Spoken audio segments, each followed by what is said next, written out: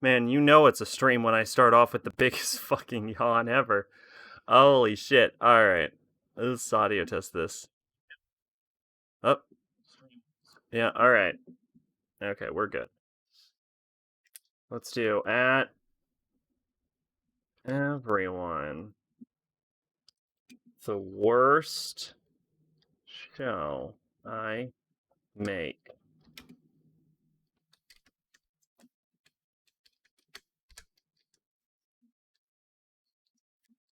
SACing MAL. Formerly picking shows. And then I actually need to hide my taskbar because I don't like it showing up. So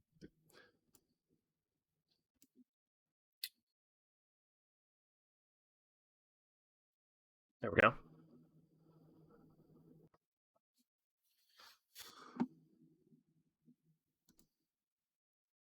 All right. Welcome, everyone, to the worst show I make. It is Picking Shows, aka SACing MAL, the show where we go over the newest season of anime, in this case, Spring 2021, and I figure out what I will be watching in spring of 2021, I guess. Starting off, Hiroaka, Season 5. This is Spring 2021, right? Yeah, this is spring 2021. Hiroaka season 5. This is the 5th season of Hiroaka, which I'm interested in. I've watched all the other seasons of Hiroaka. It's a pretty decent show. So we'll go ahead and add that right off the bat. This right here is Ijiran Naide Nagatoro-san, which is Don't Toy With Me, Miss Nagatoro, or I actually hear it, Please Don't Bully Me Nagatoro, a lot more often. But I guess the official so I guess Don't Bully Me Nagatoro was the fan translation, and Don't Toy With Me Miss Nagatoro is the official one. That actually sounds more awkward than the original title, but whatever. High schooler Hayase Nagatoro loves to spend her free time doing one thing, and that is to bully her senpai. After Nagatoro and her friends stumble upon the aspiring artist's drawings, they find enjoyment in mercilessly bullying the timid senpai. Nagatoro resolves to continue her cruel game and visits him daily so that she can force senpai into doing whatever interests her at the time, especially if it makes him uncomfortable. Slightly aroused by and somewhat fearful of Nagatoro, senpai is constantly roped into her antics as his interests, hobbies, appearance, and even personality are used against him as she entertains himself at his expense. As time goes on, Senpai realizes that he doesn't dislike Nagatoro's presence, and the two of them develop an uneasy friendship as one patiently puts up with the antics of the other. Written by Mal Rewrite. So I'm guessing if Mal Rewrite has already gotten to it before the show is out, they did this from the original manga. Yeah, they for sure did. So this was pretty popular when it was first coming out as far as a manga came, because it came in that like whole period of time where girls bullied guys they liked. Like there was this whole like mini boom of it, and I guess they're just now adapting this. So I on first I like ignored it. I do like Nagatoro's design, but at first I ignored it because I like the concept isn't really gripping, and I've seen it be done poorly before. But I hear that at least in the manga, there's really good character development for both of them, and she kind of lessens up on her like aggressive bullying as time goes on. So I'm interested in seeing where their relationship develops. So I'd actually planned to watch this.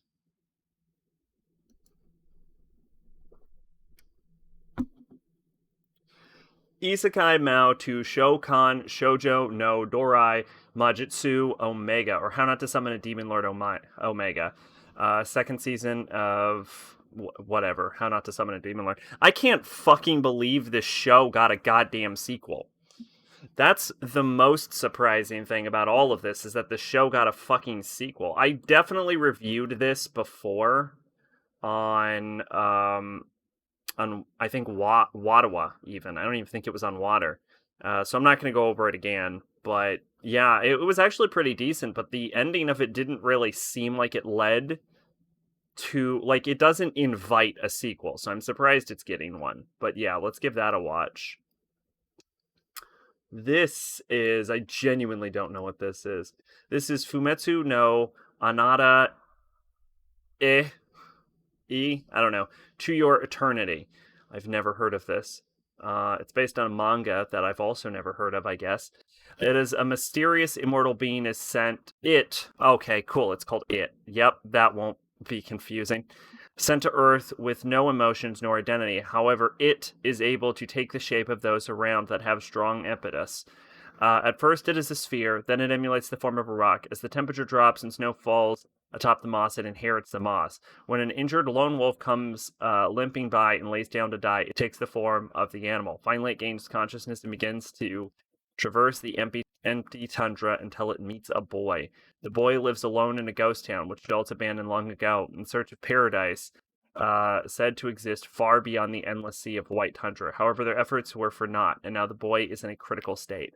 Acquiring the form of the boy, it sets off on a never-ending journey in search of new experiences, places, and people. So I'm going to be honest with you right now. This sounds not good. This sounds bad. This sounds like a show that I would never willingly watch, and then I'll end up watching it because some clip gets recommended to me on YouTube. And then I'll end up not liking it and giving it a shitty review on Water. That's what this sounds like.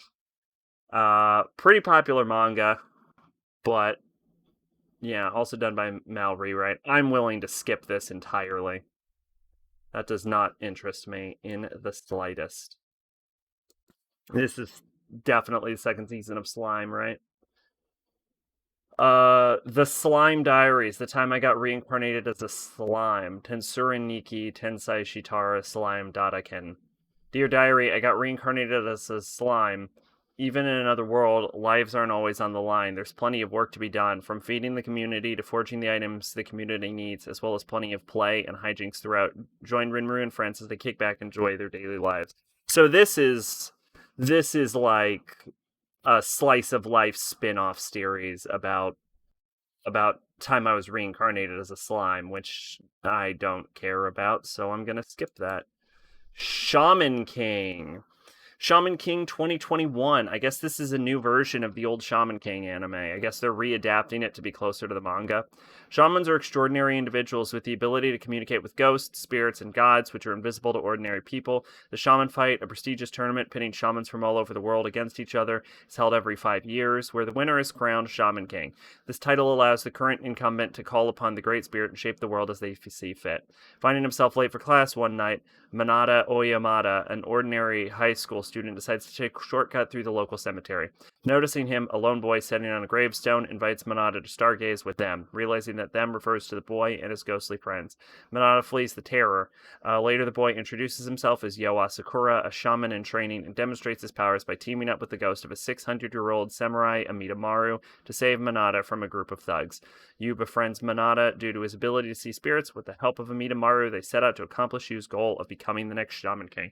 So, I watched the original anime, and I've read parts, if not the entire manga. I don't know if I've read the entire manga. This claims I read one chapter. I think I've read like 3 chapters. Yeah, I've read like 3 chapters at least. Because I read towards the end as well. But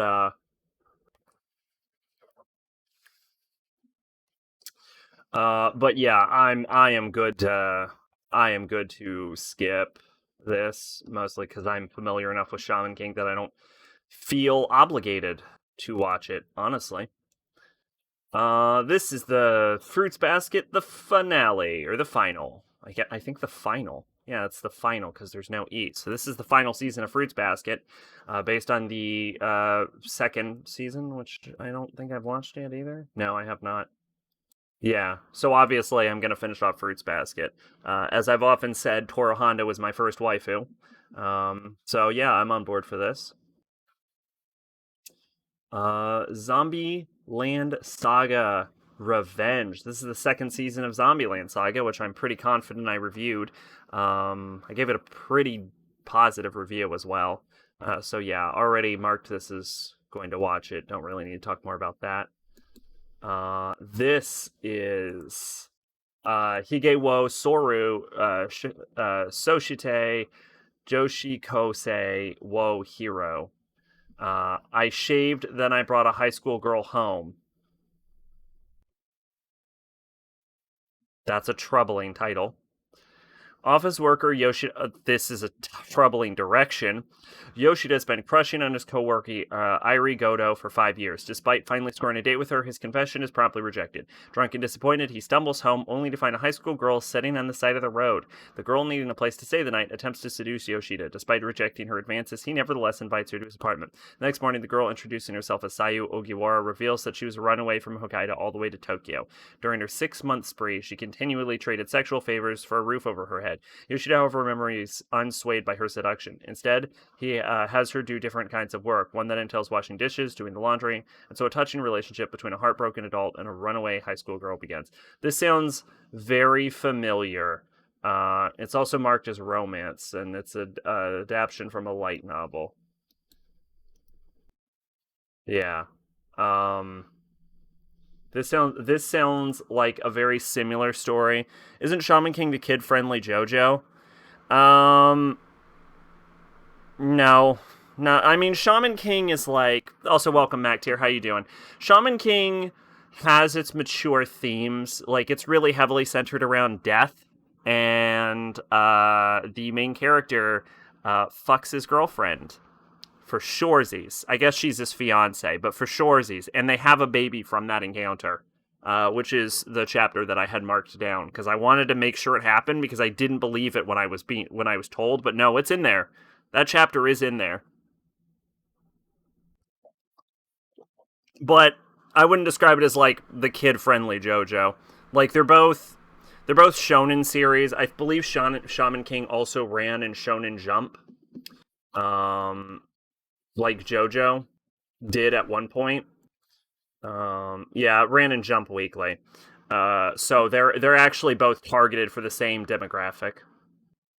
Maybe JoJo didn't run in Jump. I thought JoJo ran in Jump. It did. Yeah, it ran in Jump. Yeah, I'm right. Anyway, yeah, this sounds a lot like the similar season from like 2 years ago, where the high school girl wants to fuck her older boss, and yeah, I don't think this surprises anyone, but like, if you're in your 20s and 30s, don't fuck high school girls. Hey, Kato, how you doing tonight? How's your night going?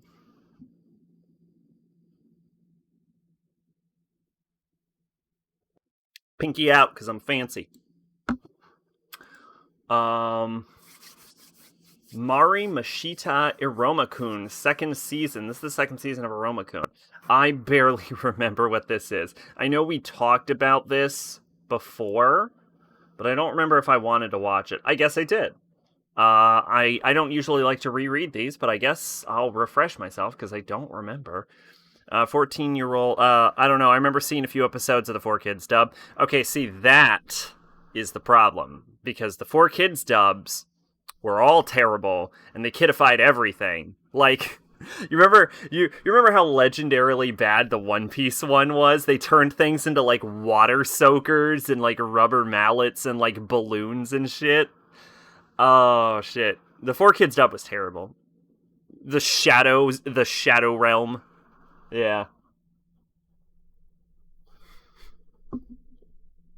14-year-old Iruma Suzuki has been unfortunate all his life, having to work to earn money for his irresponsible parents despite being underage. One day he finds out that his parents sold him to the demon Sullivan. I guarantee you I commented that that is the plot of Hayate no Gotoku. However, Aruma's worries about what will become of him are soon relieved, for Sullivan merely wants a grandchild, pampering him and making him attend the demon school Babels. I assume it's supposed to be Babels. I don't know. At first, Irma tries to keep a low profile and fears his peers discovering that he's human. Unfortunately, this ends up being more difficult than he expected. It turns out that Sullivan himself is the chairman of the school, and everyone expects him to become the next Demon King. Iruma immediately finds himself in an outrageous situation when he has to chant a forbidden spell in front of the entire school. With this, Iruma instantly earns a reputation he does not want. Even so, he's bound to be roped into more bizarre circumstances. Okay. Alright, yeah. So that sounds kind of interesting. I see why I chose it. I'll watch season 2 if season 1 is good. As per usual, we know the deal. Wow, have we added fucking anything? We added Nagatoro, but I think everything else I already knew was coming out. Excuse me. They gave Sanji a Boston accent. I don't remember that, but it sounds believable. Although, don't hate on Boston accents, because one of my favorite, additions to the Deke dub is making Sailor Moon's friend, whose name I don't even remember anymore. I just know her as Molly. Internally in my head, her name is Molly now. I'd say Satoshi, but that is definitely wrong. Not Molly. What is it?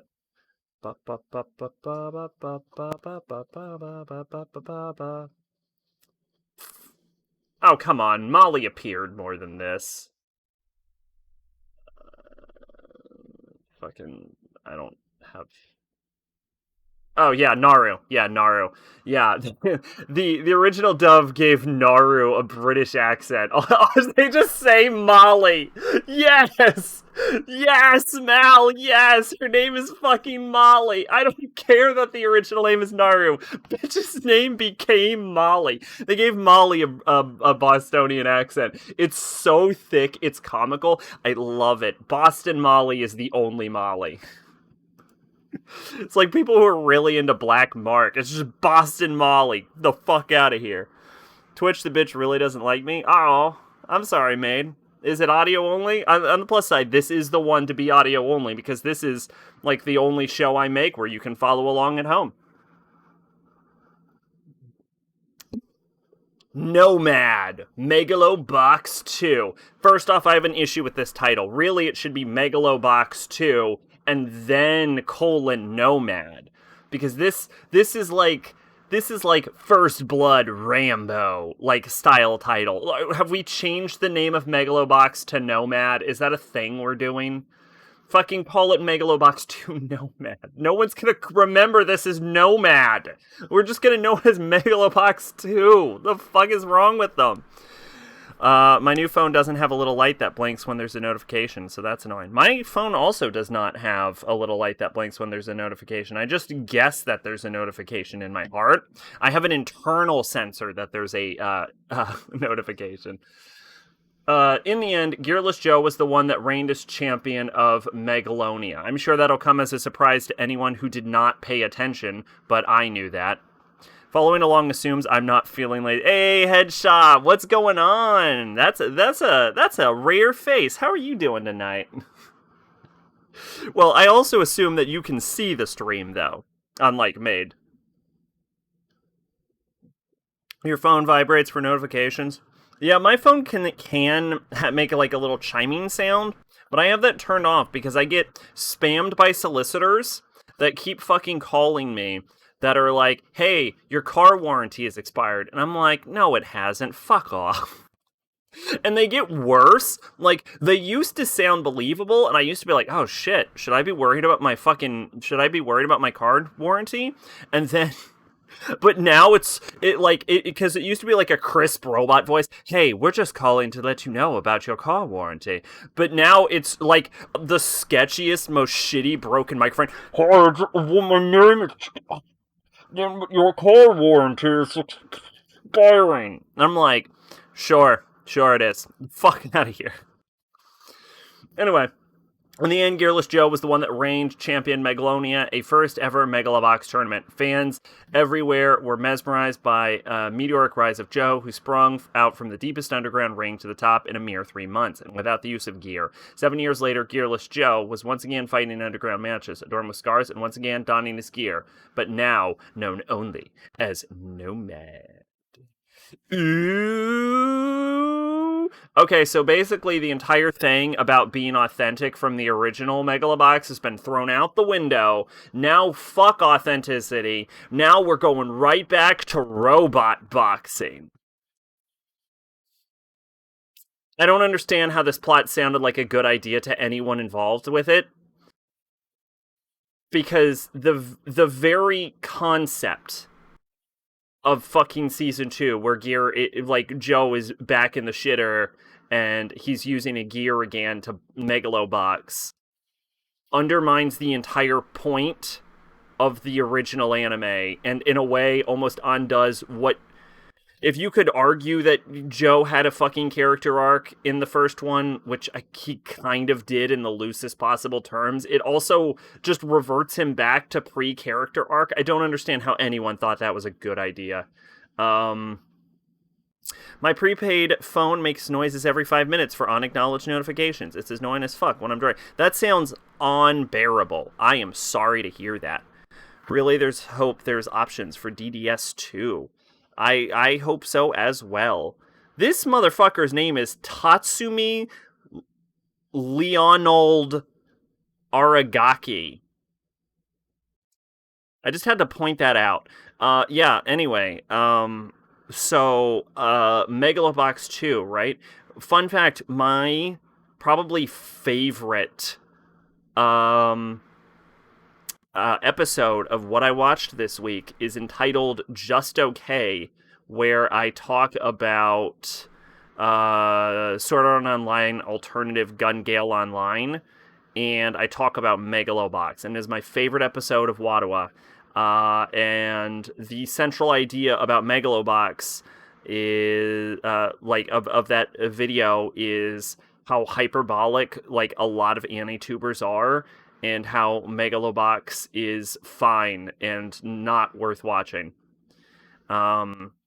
It's better in context. I honestly genuinely like that episode. It's my favorite episode that I've ever done. But yeah, no, I don't give a fuck about Megalobox. The first season wasn't even good, and the second season sounds like a train wreck waiting to happen, because it sounds like they didn't even understand the first season that wasn't good. I've been tempted to do a marathon session of the Halo games at some point, the next little bit. Are you gonna do it in chronological order or release order? I've played through Halo 2, and I've played, I think, about midway through Halo 3, because when I bought my Xbox, I got it on a Master Chief Collection. Solid games, actually, so couldn't blame you if you wanted to go through it. I've actually thought about getting Master Chief Collection on Steam now that it's back on, and now that it's on Steam. I've been like, hey, I'll probably be more likely to play it on Steam than plugging in my fucking Xbox again. Look at the bright side, Sack. It's not Evangelion, which has the original anime, and then the manga, which is similar to the manga, but with some differences, and then the rebuild films, which are Eva makes money, here's Eva, but different. I'm actually interested in the rebuild films once they finish them, because I hear they've decided to take it in a completely different direction, and that sounds kind of interesting. Slime Tawashita 300 Nen, Shiranai, Uchi, Ni, Level, Max, Ni, Nada Mashita. I have actually heard of the light novel. Instead of Steam, get it via Xbox on Windows 10. Well, if I own it on Xbox, can I just get it that way? If I already own the game on Xbox, do I have to rebuy it? Because if I'm going to rebuy it, I'll just get it on Steam. But if I already own it, then yeah, solid tip. End of Eva was rated R, and the final rebuild film is rated G. That's how you know it took a different turn. There was a lot of heavy themes in End of Eva. End of Eva was actually really good, though. I was surprised that I enjoyed Eva as much as I did. Suddenly dying from overwork, salary... That's too real. Azusa Aizawa finds herself before an angel who allows her to reincarnate into a new world as an immortal witch, where she spends her days killing slimes for money on an otherwise eternal vacation. But even the minimal experience points from slimes will add up after hundreds of years. She literally did it for hundreds of years, and Azusa discovers that she actually accidentally reached the maximum level. Fearing that her strong abilities will attract work and force her into a life of overexertion, she decides her height of strength in order to preserve her peaceful lifestyle. Despite her efforts, tales of the max-level witch of the plateau spread across the land, and a proud dragon named Rika shows up looking to test their strengths against her. Even though Azusa defeats and befriends Rika, problems arise as more friends and foes come looking to the secluded witch. That actually sounds really fucking fun to me, actually. The idea that she's just trying to mind her own business and then gets fucking beset by people, but it's like, hey, did you hear some bitch reach max level? Also, she's a witch, so, you know, that's going on the list immediately. Instead of Steam, I read that. You might be able to install via Game Pass Ultimate on PC. I forgot about that potential route. Now, if that's possible, I'll do that. Otherwise, I would rather just get it on Steam rather than some other store. I don't need no more installers. Did I remember to add this? I think I did. Yeah, I'll watch. That sounds really cute and fun. We all know I like watching garbage. I haven't watched anything from two SACing MAL. I also have not. Well, I haven't watched anything from like 6 SACing MALs ago because I'm still trying to get through the 2019 list. Oh. I know the vast majority of first-party Microsoft games are installable via Xbox and Windows 10. Okay, yeah, that would definitely be a route to look into then, I guess. I've got a whole lot on my plate though, which is I think like the main reason I didn't rebuy it anyway is because it's like, yeah, I mean, I would be more likely to play it, but I also have so much that I could play at any given moment. You know what I'm saying? Tokyo Ravengers. This looks like a fucking cute boy anime where it's like, look at all these fucking boys that you can get with, and you're like, oh yeah, look at them cute boys. I like the one with the shitty shorts and the overly dramatic coat. If it's on Xbox Play Anywhere capable, it's playable on both PC and Xbox. For example, Halo Wars 1 and 2. Yeah, that would make sense. Xbox. I mean, Xbox used to cross over. I guess it doesn't cross over too much anymore with PC, but I'm still adding shit to my plan to watch. Oh, yeah, every day, for sure. Let's see. Takamichi Hanagaki's life is at an all-time low. Just when he thought it couldn't get worse, he finds out that Hinata Tachibana, his... Did they really... Okay. Alright. Okay. He's named TH, but she's named HT. His ex-girlfriend was murdered by the Tokyo Manji Gang, a group of vicious criminals that has been disturbing society's peace for quite some time. Wondering where it all went wrong, Takamichi suddenly finds himself traveling through time. That took a weird turn, ending up 12 years in the past when he was still in a relationship with Hinata. Realizing he has a chance to save her, Takamichi resolves to infiltrate the Tokyo Manjin gang and climb the ranks in order to rewrite the future and save Hinata from her tragic fate. So he's deciding to change the events from inside of the gang instead of just punching people. Interesting decision. I like overly dramatic coats, but not shorts. Not a fan of shorts unless you pair them with tights. That's a solid look. At this point, Xbox OS is damn near just a fork of Windows 10, somewhat. They might have. I remember one of the Xboxes. I think it was probably 360. Then was probably a weird deviation because I remember one of the Xboxes was harder to develop for, but I know that the original Xbox was just basically a PC. Because the original idea for an Xbox was to make it easy to develop for, which is why it's called an Xbox because it's DirectX.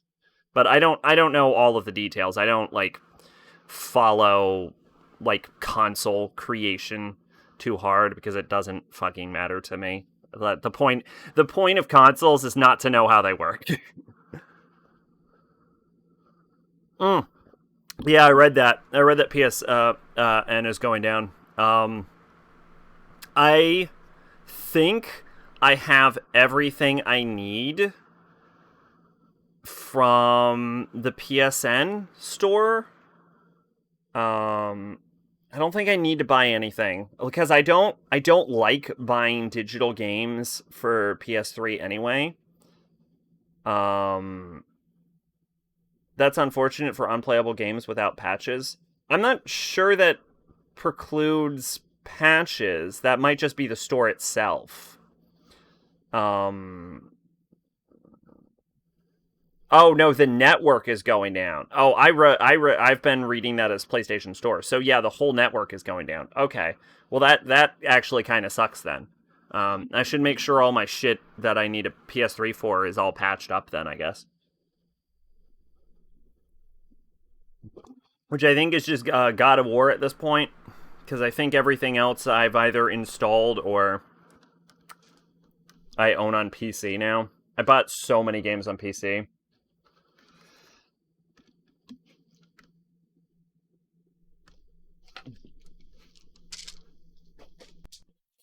Yeah, okay, yeah, it's just God of War. So I'll just have to run God of War on my system and install my patches on that then. Because everything else I own on PC. But that is unfortunate for everyone else, I guess. Anyway, yeah. Oh boy, I see why they changed the title in English. Apparently the Japanese title, just bam, swastika. Bam, swastika right in the title. Tokyo, swastika, Raptors. That wouldn't have played well, would it have? I've never in my life seen a fucking swastika in a title. What the shit?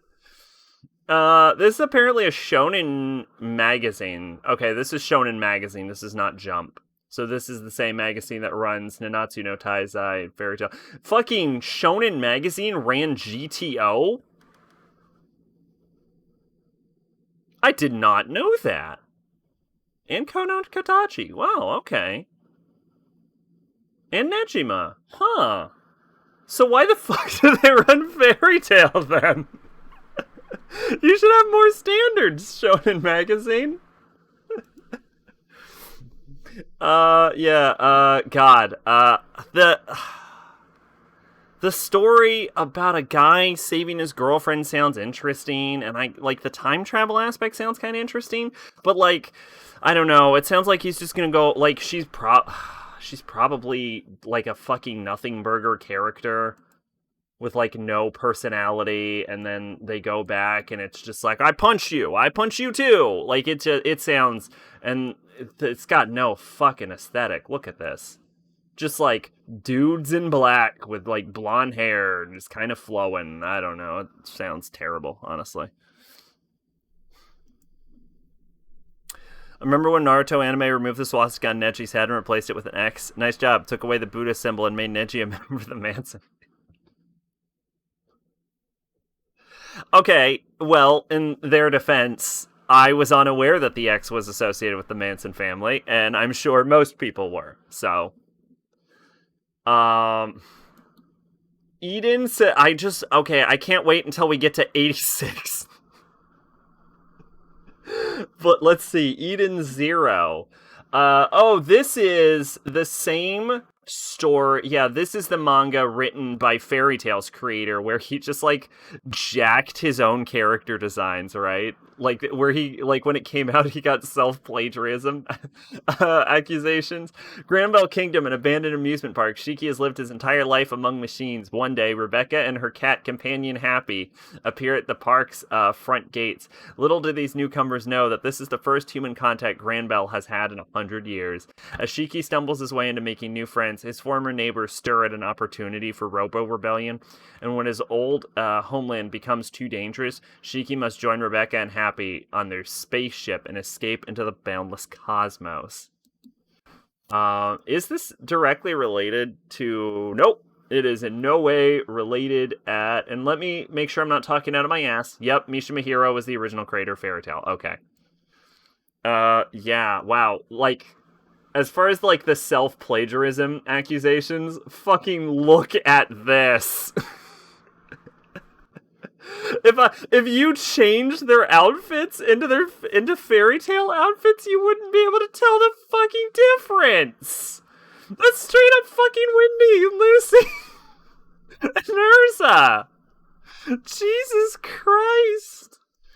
Oh shit. Anyway, I'm just recapping shit people have already said, but fucking hell, man. There's having a style, and then there's just remaking the same character designs. Oh fuck. Anyway, no, Fairy Tail is terrible, and I stopped watching it after Urza got sexually raped. So I don't give a shit. So I'm sure Eden Zero is terrible, is what I'm saying. Osana Nana Jima ga Zetai ni Makanai love comedy. The rom-com where childhood friends won't lose. Interesting title. They like scarred an X on their forehead. There are other kinds of rape.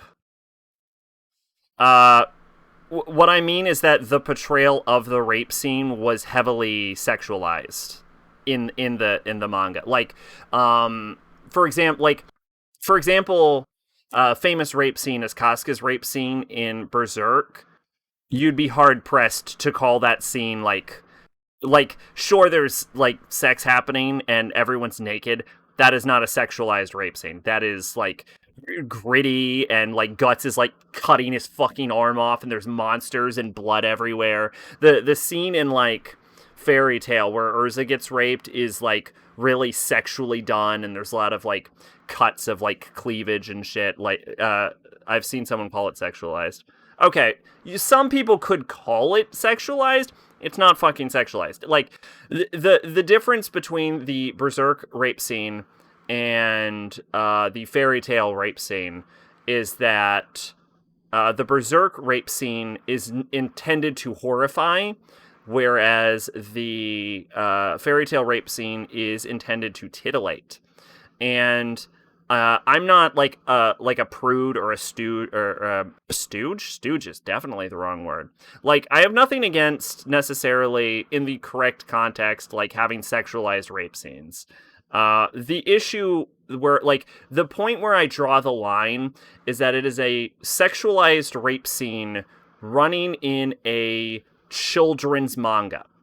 Like, that's where the line is. Like, the fact that it's designed to titillate, like, 9 to, like, 15-year-old boys, that's where my issue comes in. It's the demographic that Fairy Tail targeted with that scene fucking disgusts me. If it was for, like, adults in their, like, 20s or something, I'd be like, not my thing, but, you know, you do you. But, like, it was marketed as children. That's where I was like, okay, Fairy Tail, that's too much. I have a high tolerance. That's it. Like, you have crossed my lines now. I read a bit of Goblin Slayer, and that shit had sexualized rape. Yeah, but Goblin Slayer, as far as I'm aware, is not targeted at children. That's why my line is there. Like, that's the reason Fairy Tail crossed my line, was the demographic, not the content. My childhood friend, Shida Kuroha, seems to have feelings for me. She lives next door and is small and cute. With an outgoing character, she's the caring Onesan type, this being one of her greatest strengths. But I already have my first love, the beautiful idol of our school and the award-winning author, Kachi Shirakusa. Thinking about it rationally, I should have no chances with her, but while walking home from school, she only talks to me, with a smile even. I might actually have a chance, don't you think? Or so I thought, but when I heard Shirakusa already had a boyfriend and my life took a turn for the worse, I want to die. Why is it not me, even though she was my first love? As I was drowning in despair and depression, Kuroha whispered, if it's tough for you, then how about we get revenge? The best revenge ever, that is. I hate everything about that. Everything about that I hate. Oh my god. Uh, Goblin Slayer might as well be with the shitty writing. Goblin Slayer has, granted, I did not enjoy Goblin Slayer. Goblin Slayer has more going on than you'd think it does. I wouldn't say it's well written, though. I would agree with you, but what I'm saying, but Goblin Slayer has like themes of like defying fate and shit. Like,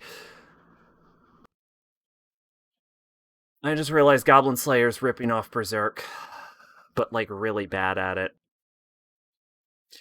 Well, anyway, there's also like themes about like dealing with necessity, like cutting the tree down at the roots, basically, because targeting goblins, the first enemies you encounter, you can help dismantle like the like hierarchy of greater monster hordes.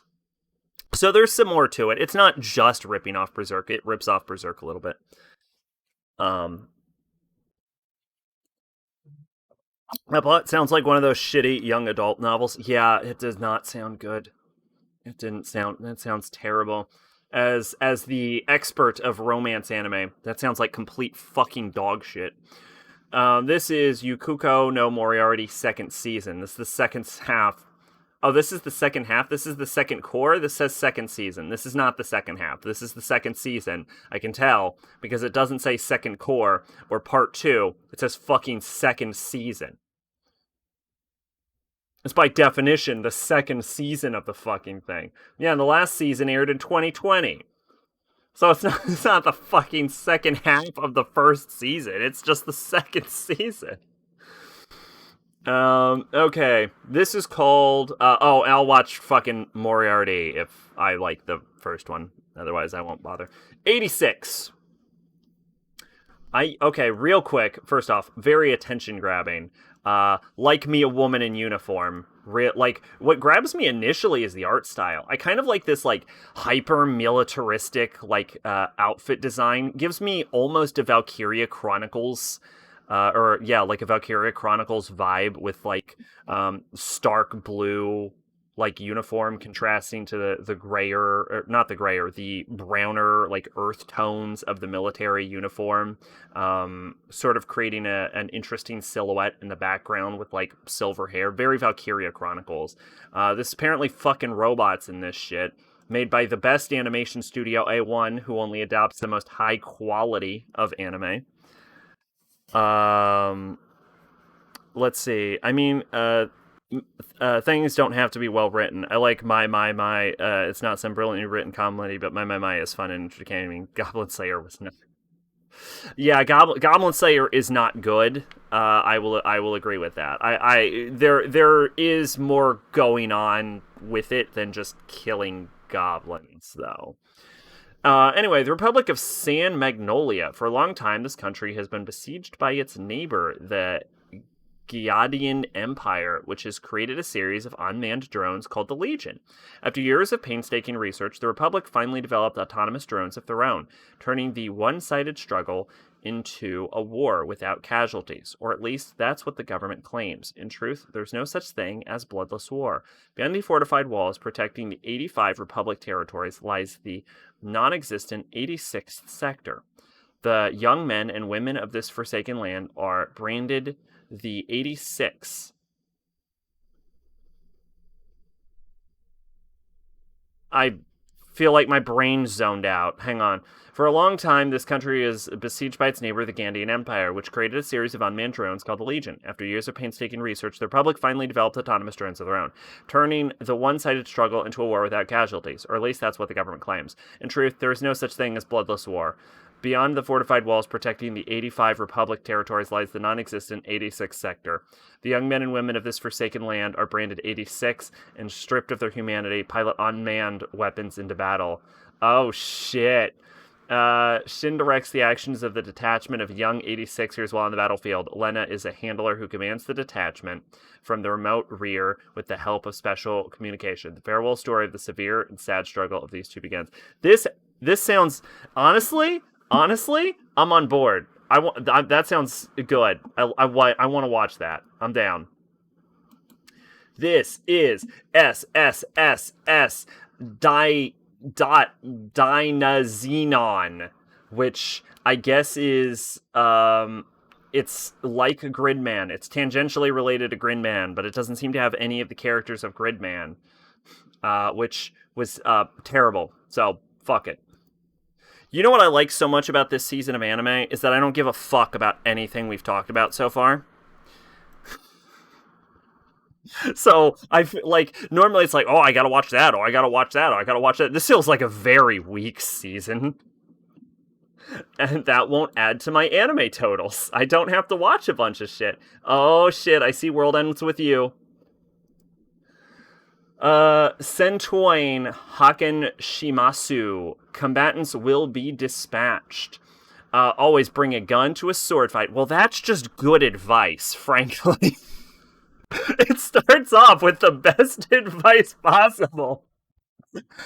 With the world domination nearly in their grasp, the supreme leaders of the Kisaragi Corporation, an underground criminal group turned evil megacorp, have decided to try their hands at interstellar conquest. Fuck yeah, conquer the planet, bring it to space, start enslaving the aliens. Quick roll of the dice nominates their chief operative, Combat Agent 6, to be the one to explore an alien planet, and the first thing he does when he gets there is change the sacred incantation for a holy ritual to the most embarrassing thing he can think of. But evil deed so they're like cartoon villains. Evil deeds are business as usual for Kisaragi operatives. So if Six wants promotion and a raise, he'll have to work much harder than that. For starters, he'll have to do something about the other group of villains on the planet. There's another group who are calling themselves Demon Lord's Army or whatever. After all, this world doesn't need two evil organizations. This sounds amazing. This is, okay, I'm calling it anime of the season. Absolutely. This sounds fucking great. Oh, I hope it's not garbage. You put a time to screw in your plan to watch. Be the best thing you and John watch on the podcast. What the fuck is a time to screw? I don't know what is on my plan to watch.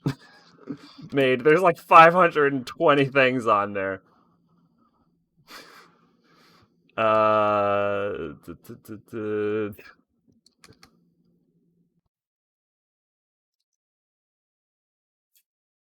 Anime of the decade? No, almost certainly not anime of the decade. But anime of the season, probably. What the fuck is a time to screw? Is this a thing I did recently? What? What?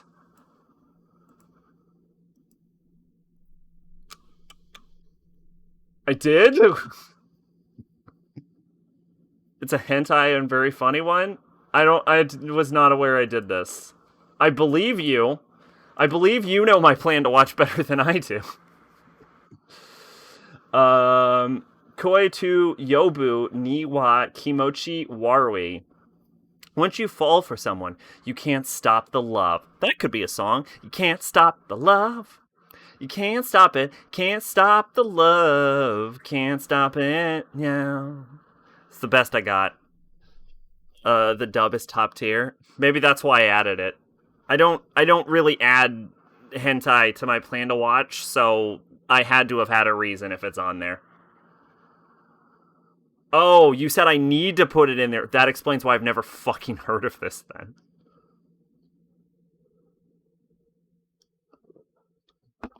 A strange encounter spurs the meeting of Amakusa Ryo, a high-spec businessman who is loose with women, and his high school sister's best friend. Why? Stop fucking high schoolers! Arima Ichika. From there, he falls madly in love. On one hand, he approaches her with almost too straightforward methods, while she responds simply disgusted, insulting him without hesitation, and as he takes it her way of showing love.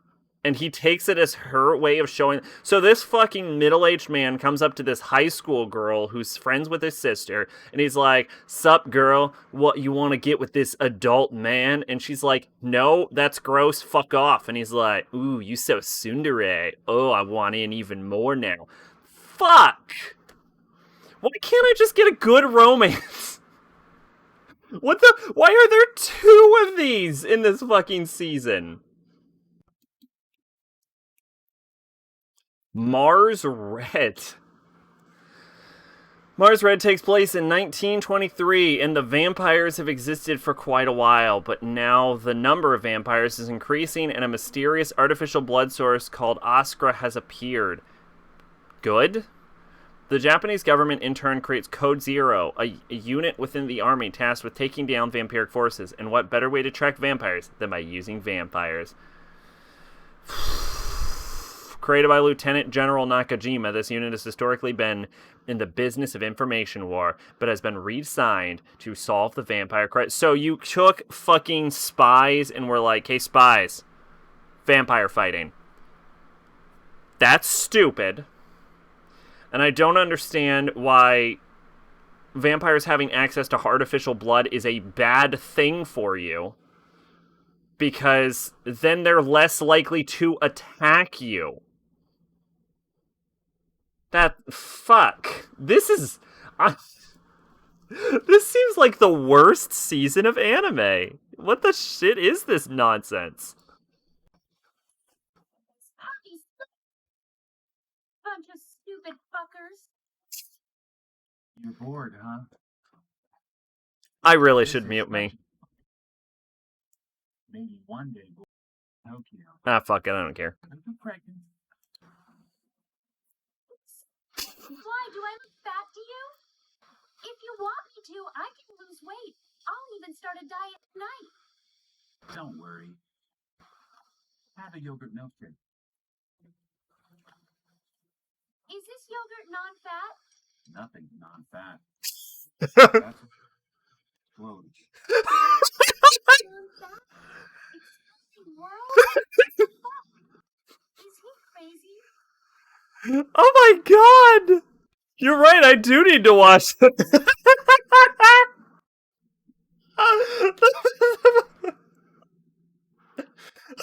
fuck? Oh, fuck. Vampires drinking blood sounds like a good thing. Yeah, it sounds like a good thing to me. That's basically that's how fucking Vampire Night kicks off. Fake blood replacements. Oh, no. You're right, I do need to watch this.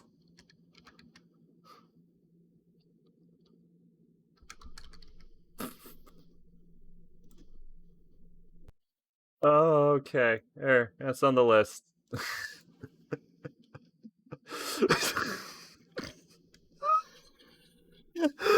Holy shit. Okay. Alright, we're back in the game. Okay. Subarashiki Kono Sekai the animation, or The World Ends With You the animation. One of my exes was super into this fucking game. I have never played it. I know people on the Discord are pretty excited about it, though. Neku Sakuraba, a 15-year-old boy with a hobby for music and graffiti. Fucking asshole. Wakes up in what seems to be Shibuya shopping district of Tokyo, Japan. With no idea why he's there, he opens his hand to realize he's holding a strange black pen. After flipping it in his hand, the thoughts of the people surrounding him begin to flow into his head at once. Surprised, Neku discovers he's able to read the minds of others and assumes it has something to do with the black pen he's holding. Cell phone starts to ring in his pocket and he can't tell whether it is his or not. A text message appears. Reach 104. You have 60 minutes. Fail and face erasure. The Reapers. After discovering he can't delete the message, a timer of 60 minutes imprints onto his right hand. Neku is in Shibuya to play the Reapers game, which spans a total of 7 days. All players of the Reapers game have a black pin and a skull embedded on it. So, here's the thing. If I cared about The World Ends With You, and I kind of don't, I feel like I would just play the game. So, I'm gonna pass. Shadow's house. I read that as Shadow's horse. That's wrong. Shadow's house. Faceless shadow nobles living in a vast mansion, attended by living dolls who spend much of their time cleaning up the soot endlessly emitted by their mysterious masters. Follow the story of Emiliko, a young and cheerful living doll, as she learns of her duties as serving as the attendant for Kate Shadow-sama.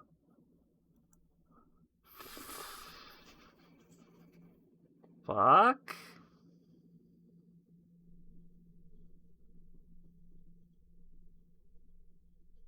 I wonder if the dolls themselves are like the real people, and the shadows that they attend are like their souls or some shit, or like demons replacing them or some bullshit. This is based on a manga. How well does the manga do? Not bad. Runs in Young Jump.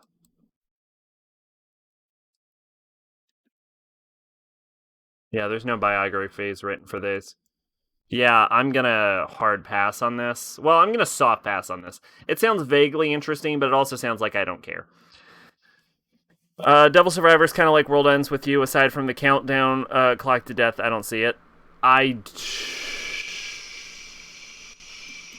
Well, I guess they're both phone games. Let's see. Shakunetsu Kabaddi. This is about Kabaddi. Okay. Burning Kabaddi. First year high schooler Tatsuya Yagoshi, the former ace of a junior high school soccer team, has come to dislike sports, receives an invitation to join the Kabaddi Club. Initially mocking the idea of Kabaddi, he takes an interest after watching an intense competition akin to martial arts at practice. See, this could be interesting, but I would care more about a Kabaddi anime if it was girls playing Kabaddi. Wink.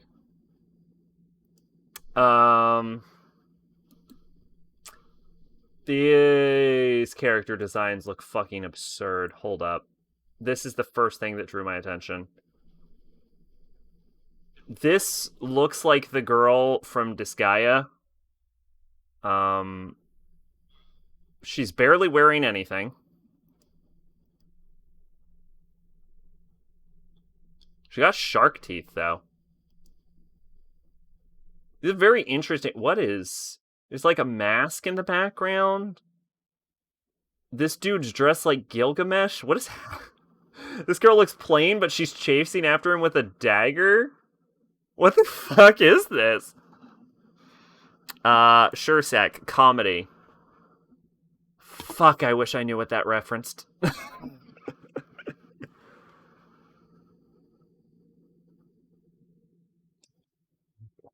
God, what did I just mention? Oh, Kabaddi. No, not a comedy club. Kabaddi. It's a Japanese sport that's kind of like wrestling.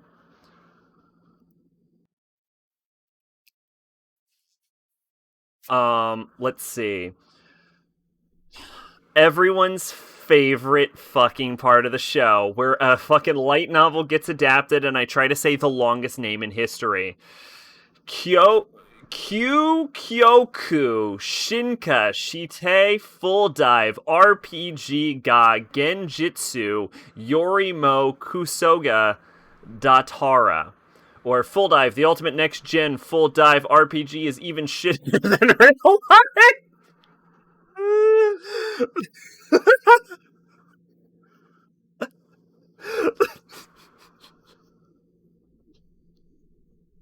I'm on board. I don't even care what the plot is. I'm on board now.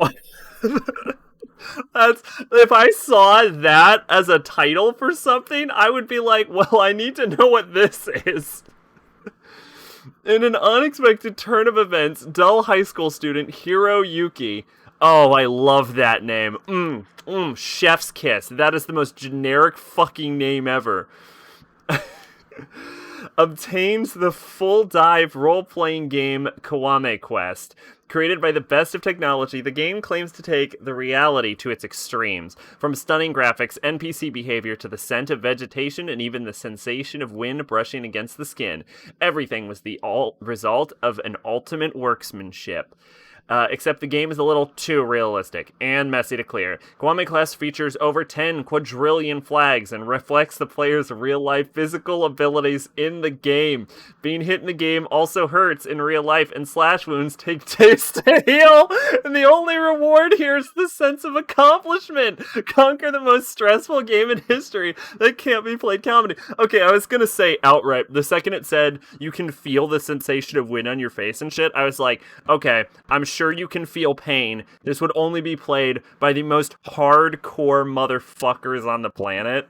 And then it's like, oh, by the way, it really hurts you too. If you die in the game, do you die in real life? I need to know! This sounds great. Oh, actually, it sounds terrible, but it sounds great because it sounds terrible. Jo-Ran, the Princess of Snow and Blood. Set in an alternate history Japan in 1931 and the 64th year of the Meiji era, the Tokugawa shogunate was never abolished. I was about to say, wasn't the Tokugawa shogunate gone by then? Never abolished, and Emperor Meiji was never restored to power. The anime will follow the activities of Niue, an organization of the shogunate executioners who enforce the government. The country has developed its own energy source, the Dragon Vein, and has achieved a unique development in which science and the Edo period are mixed. However, behind the glamorous city, the dissident organization Kuchinawa strives to overthrow the administration, while the Niue of the Tokugawa regime, who is entrusted with its extermination, are in conflict. Sawa Yukimura, whose family was killed when she was young, continues to search for Janome, the executioner of the Niue. So I'm actually a little confused with the purpose of this. Sword Acid Online. Sounds like SAO mixed with Stay Alive. Unfamiliar with Stay Alive, but I think it's intended to be a comedy, which is where I'm a little confused with the idea of this. I'm unsure why this is set in 1931, if they're just going to extend the Meiji era onward. I don't know, I don't understand, like, if they're going to preserve the Tokugawa shogunate, what was the point of entering into 1931? Like, why not just give Japan its alternate Dragon Vein power source and then set it in the 1800s? Is it just so we can have 1930s technology, but we're already using a fictional power source? I'm confused. I'm confused about the... I'm confused why this is set in 1931 and then they set in an alternate history. Like... Why not just make an alternate history 1800s? That's so weird. That's like if you were to set something in America, and you were like, and you set it in like the 30s, and you're like, the Civil War never ended. Just set it in the Civil War.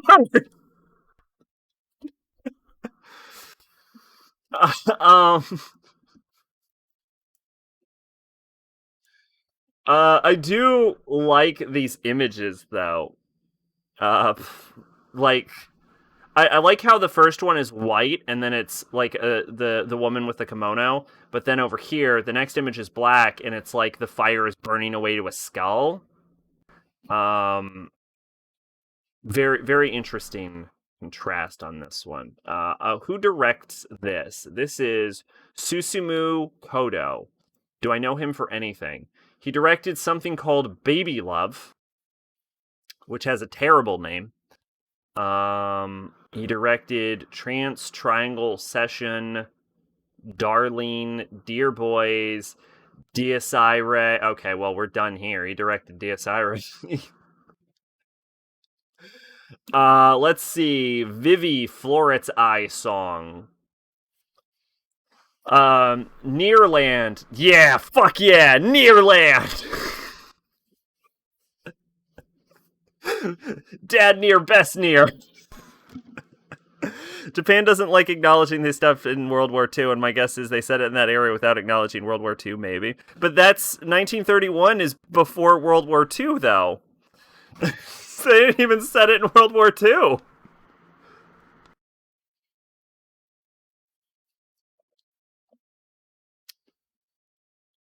Nearland, an AI complex theme park where dreams, hopes, and science intermingle. Created as the first ever autonomous humanoid AI, Vivi acts as an AI cast for the establishment. To fulfill her mission of making everyone happy through song, she continues to take the stage and perform with all her heart. However, the theme park was still lacking in popularity. One day, an AI named Matsumoto appears before Vivi and explains that he has traveled from 100 years in the future, where all of humanity has had their souls separated from their bodies, but the biodroids refuse to allow the souls to possess them, and it's awful, and they're killing all of the human souls, and people are turning into salt because a flower lady fell from the sky from possibly the past future. It's awful. With the mission to correct history with Vivi and prevent the war between AI and humanity that is set to take place 100 years later. What sort of future will the encounter of the two AI with different missions redraw? This is a story of the AI destroying AI. AI diva Vivi's 100-year journey begins. That doesn't sound interesting. Also, the fucking other AI is just a bear. So that's cool, I guess. Devil Summoner Raidu Kuzunoha takes place in the 1920s, and everyone hates the army in that game. They love the Navy, though. Well, who doesn't love the Navy? Alright. This is Mashiro no Oto. Shamisen is a traditional Japanese musical instrument that looks similar to a guitar. Teenager Sawamura, Setsu's grandfather who raised him, and his older brother Wakana... pardon me. Recently passed away. His grandfather is one of the greatest shamisen players, and the two siblings grew up listening to him play and learning to play the instrument. Since the grandfather's death, Setsu dropped out of high school, moved to Tokyo, and has been drifting, not knowing what to do besides play his shamisen. That's what his successful and rich mother, Omiko, storms into his life and tries to shape Setsu up. I read that as rape originally, and then my brain recorrected itself, thank fucking God. She enrolls him back into high school, but little does Setsu know that he's about to rediscover his passion for shamisen. This right here has the highest probability of actually being decent of anything we've fucking come across so far. I won't watch it, but it has the highest chance of having something happen in it. Godzilla SP. Oh shit, you old Japanese guitar battles, Crossroads, but in Japan. Godzilla Singular Point. This series features an original story which depicts young geniuses Mei Kamino, a female researcher, Yun Arikawa, a male engineer, as they take on an unprecedented threat with their companions. When danger comes up from the depths, only young geniuses Mei, Yun, and their team can face the threats in Godzilla Singular Point. Yeah, so I watched the 3 Godzilla movie anime, and they were fine. I don't and I've also watched the latest American Godzilla movies, and first off, I don't care for Godzilla or kaiju in the first place. I watched the movies on a whim and was shocked that they turned out good. So I will definitely be skipping this, but I fucking kind of like this lady's design. At first I thought she might be ripped, but I think those are actually her abs, so I am slightly less interested. Satomi is a clerical worker at Otaki Factory. Makeup, piercings, and tattoos give her a punk appearance, which leaves a lasting impression. She supports Otaki, Yun, and Haberu. Her private life is a mystery. Yeah, if those are her ribs, lady needs a hamburger. Please eat a hamburger. So, yeah. One of those Godzilla anime look like fucking Gantz.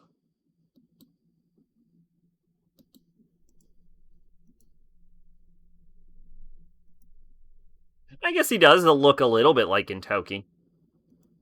Oh, no, you said Gantz. Right.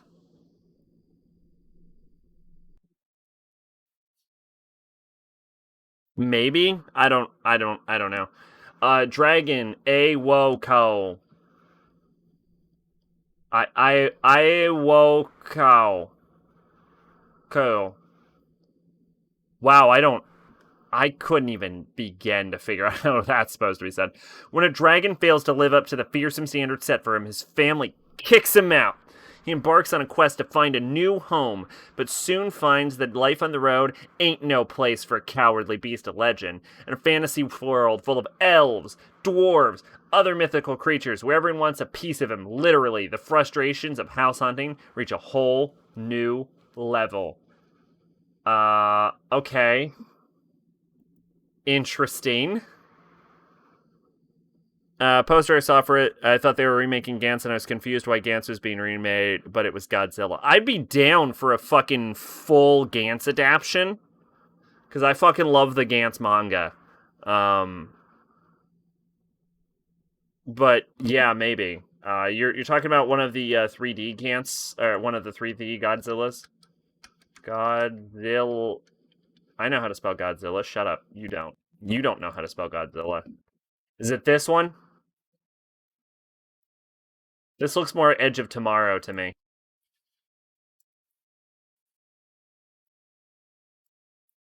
The main spoilers for these movies. The main character has a baby with a moth.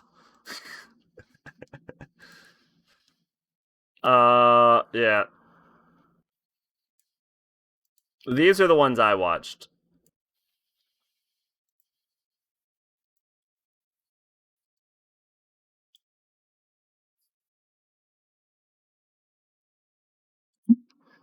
I actually think this princess character's design is really interesting. What'll probably happen is I'll probably see clips from this like 2-3 years from. This is just a Pokemon.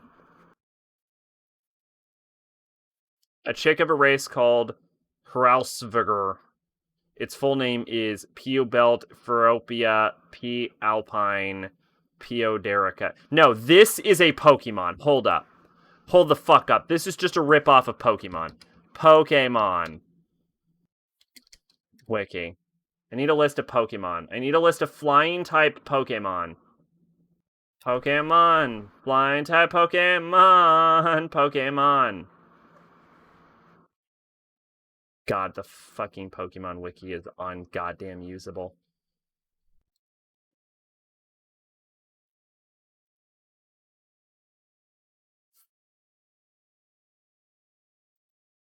What isn't it called like Pidlove or something? It's called like Pidlove, right? That's just a fucking Pokemon. I guarantee you we're gonna find this fucking Pokemon. First off, it looks a lot like a Ducklet. But no, this is a specific Pokemon. That's a fucking like Pidlove, I think. I think it's called a Pidlove. Watch me find it. Watch me fucking find this. I guarantee you they ripped off a Pokemon. Guys, you ain't gotta rip off Pokemon. Pokemon's scraping the bottom of the barrel as is.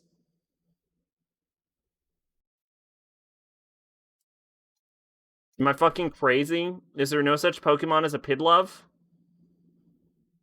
I'm gonna look at Galarian Articuno, type in Pidlove. It's gonna show up. Watch it. Watch it show up. Piplup. No, it's not Piplup. It's not Piplup. I don't mean Piplup. There's 800 Pokemon at this point. Yeah, something like that. Maybe. I think there might be more. Pidlove. Pidove. Pidove. Pidove. Doesn't it have an evolution? It has an evolution. Yeah, hang on.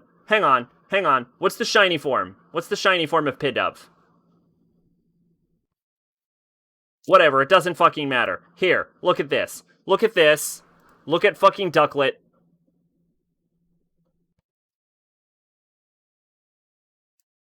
Look at fucking Ducklet, right? Look at Pidove, right? Now look at this fucker. Look at it. Look at it. Look at this. It's a fucking Pidove. They named it Peachon! They named it Piobelt! They didn't even change the fucking name!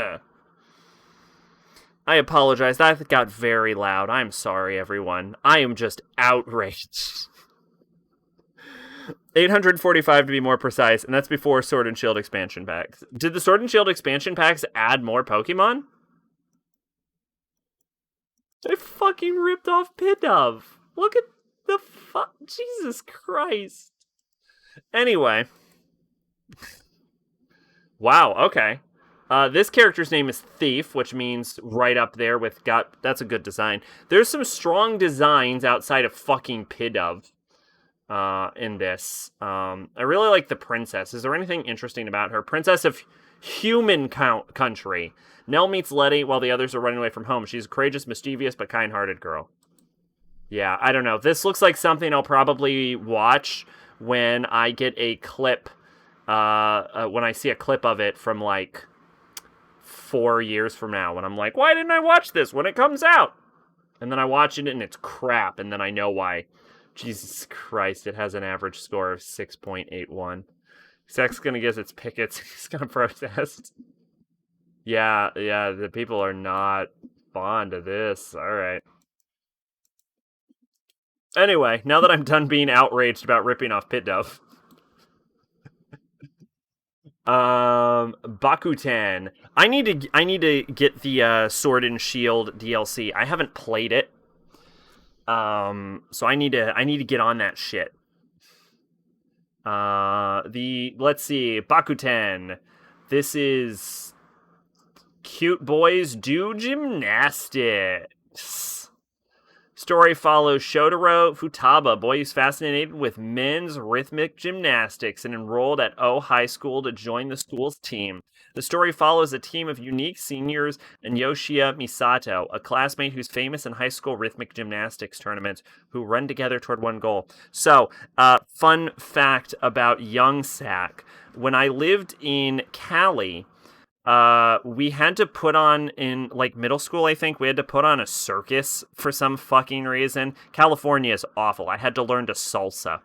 Anyway, we had to put on a circus for some reason. I'm sorry, Shota is in his name. Oh yeah, Shotaro Futaba.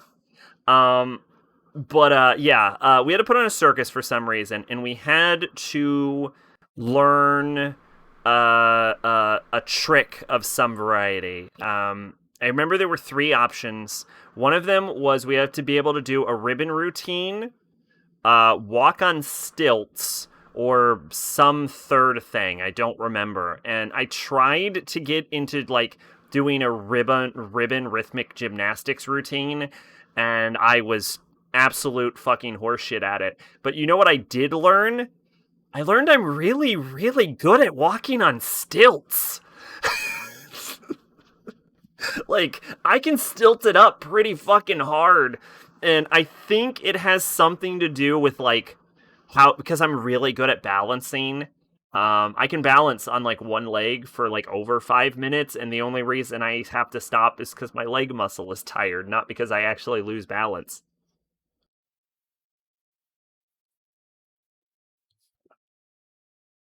But yeah, as it turns out, terrible at rhythmic gymnastics, probably because I have no rhythm, but really good at stilts, which is not useful ever. You have a pair of 15-foot stilts? Fuck yeah, stilt walkers unite. How do you store 15 feet stilts?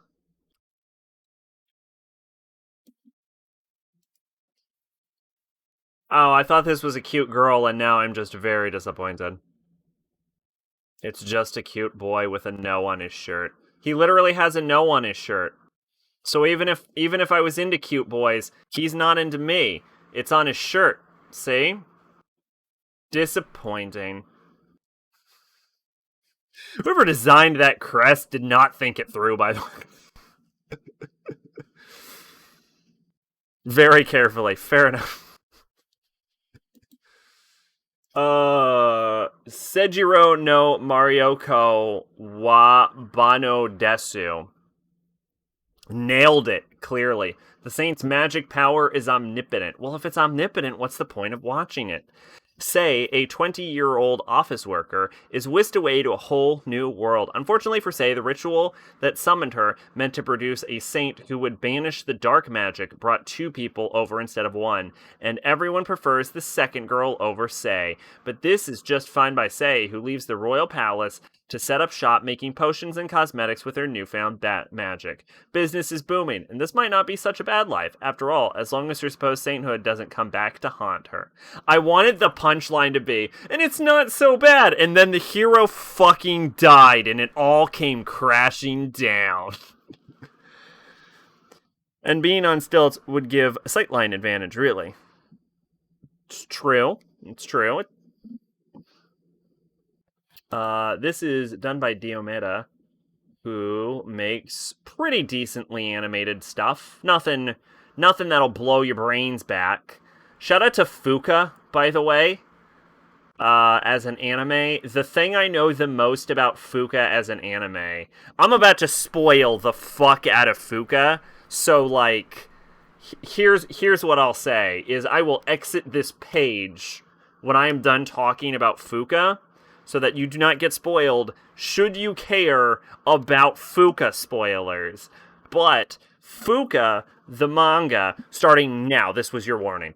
Fuka the manga was based on a pretty popular manga anime series called Suzuka, and at the end of Suzuka, the main characters like get together and they have a daughter, and that character is Fuka, specifically the main character of Fuka. And I don't know all the details, but basically Fuka involves like the main character getting together with the girl Fuka. Um, and they like make music and shit. And Fuka wasn't a terribly popular character as opposed to her mom and her parents. And the manga was kind of doing not great.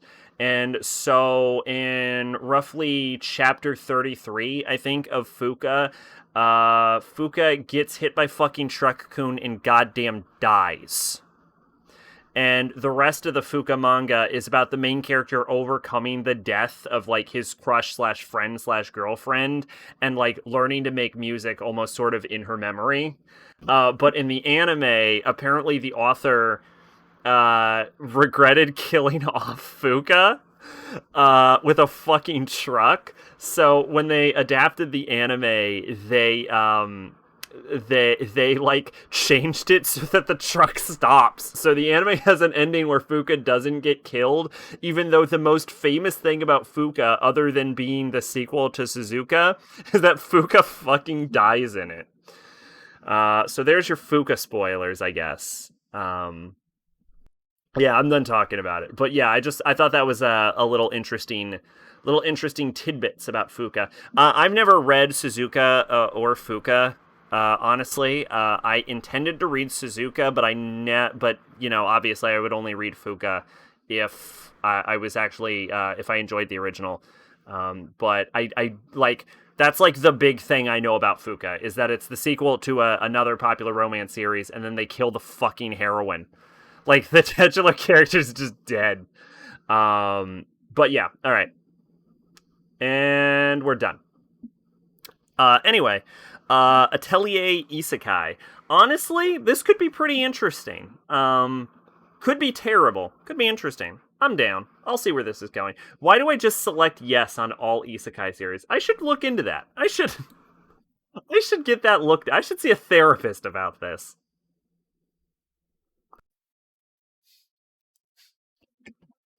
By Shonen Tandai Tanteidan. Well, it's not trying to hide it. And I can appreciate that. By Shonen series, Pretty Boy Detective Club.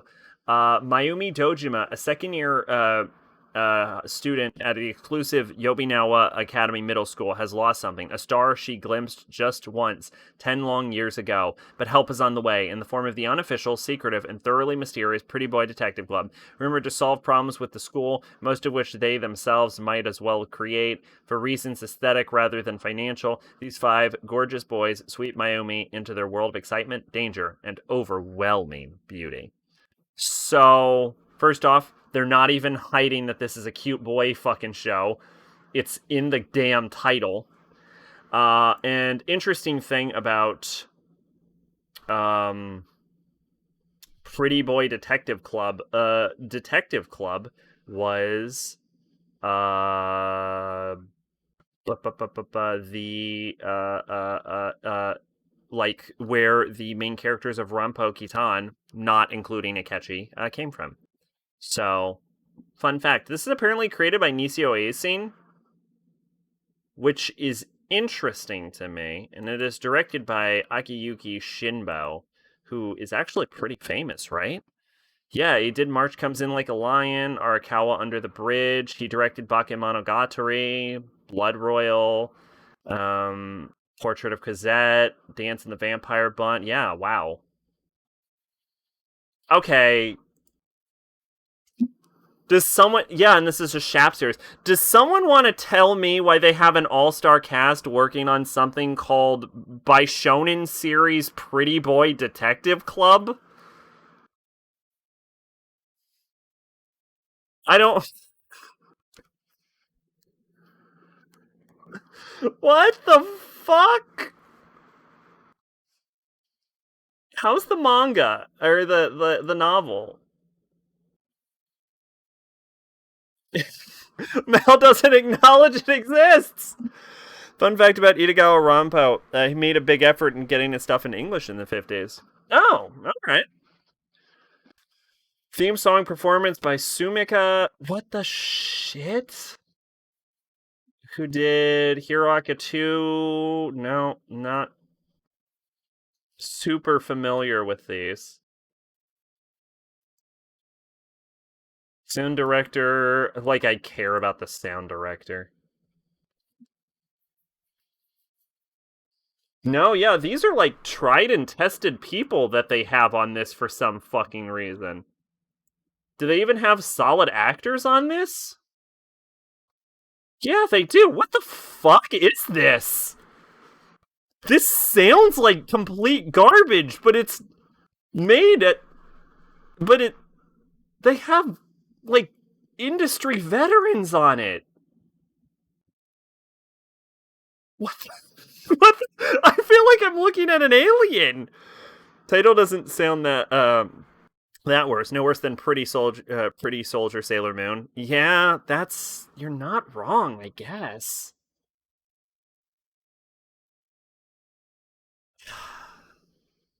Am I really gonna watch something called Pretty Boy Detective Club?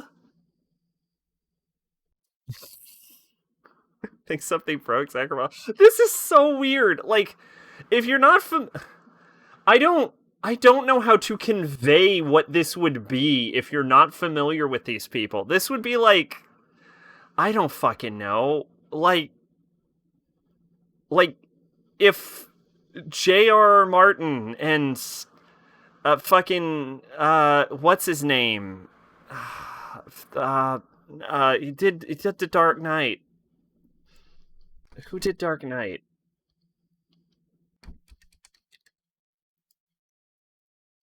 Christopher Nolan. Yeah, this would be if like fucking J.R. Martin like wrote a novel and then Christopher Nolan is like, I'm gonna adapt it, and then it was about fucking...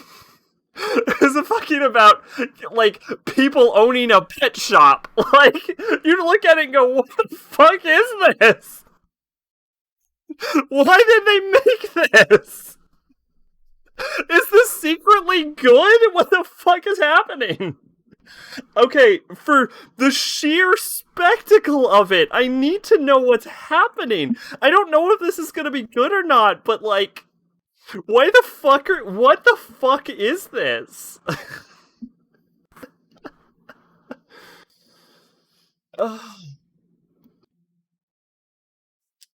Okay. Sayonara, Watashi no Kramer. Goodbye, Kramer. Also, yes, thank you, Nolan, yes. With no soccer accomplishments to speak of during the entirety of Sumire Suo's junior high, that's a pretty name, high school years, the young wing gets an odd offer. Suo's main rival, Midori Soshizaka, invites her to join up the same team in high school with a promise that she'll never let Suo play alone. It's an earnest offer, but the question is whether Suo will take her up on it. Thus, the curtain opens on a story that collects an enormous cast of individual soccer playing personalities. I honestly think the fuck is this shit more times in a workday than I care to admit. Fair enough, I guess. This is apparently the sequel to something.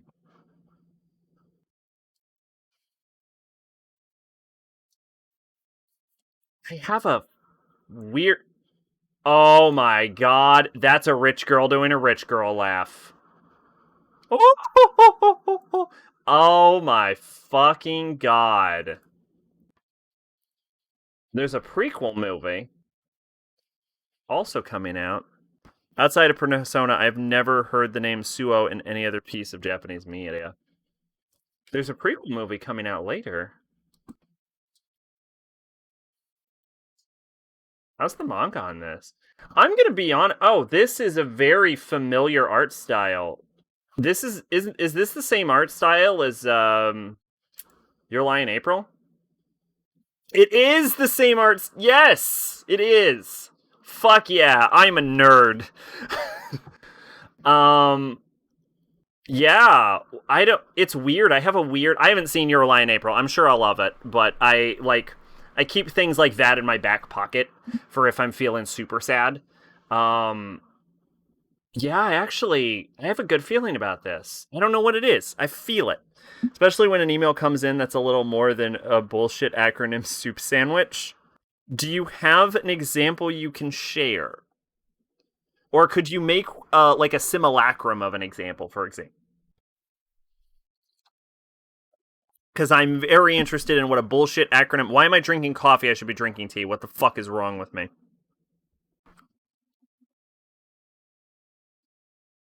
You all allowed me to drink my coffee.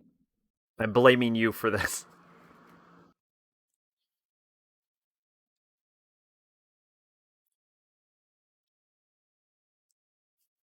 There we go. Anyway, yeah,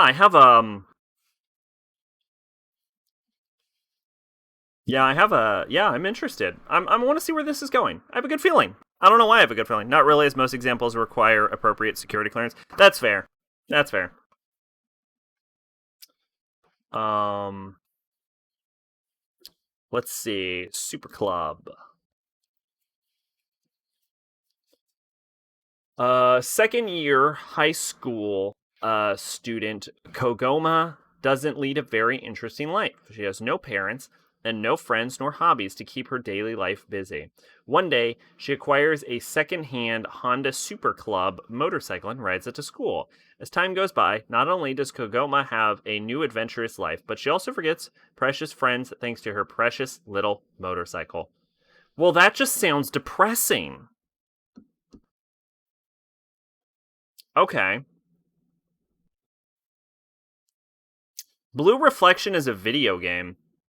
Oh, hey, it's based on a video game. Don't I own this? I guarantee you don't have, as I'm pretty sure you're not enlisted. I am not. That is true. You got me. You caught me. That's fine. I'm willing to let it go at appropriate clearance. Well, plus, here's the thing. Even if I had the clearance, you can't share it over public chat, so. So, fair enough. Let's see. Odd Taxi. In a city which should be familiar, there is a feeling of something a little different. Kotakawa is a taxi driver who lives an ordinary life, taxiing some quirky customers around, a slightly eccentric stranger who has no relatives nor any relation with other people. Kotakawa's hobby is to listen to Rakugo on the radio before going to bed. For the time being, the only people he considers as friends are his family, Dr. Garuki, and his high school classmate, Kakihana. Kabasawa, a college student who wants a buzz, Shirakawa, a nurse who's hiding something, comedian group Homo Sapiens, who isn't selling well, a city hoodlum, Dobu, a rookie idol group, Mystery Kiss. The conversations with these people, which should not have meant much, lead to a girl who disappeared. That took a weird turn at the end. I don't care, but that took a very weird turn at the end.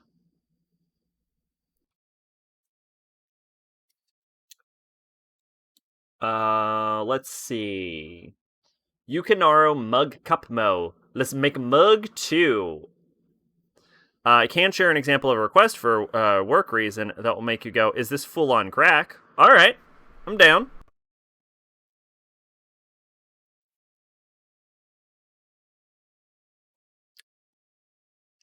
By Nippon Animation. Why do they sound familiar?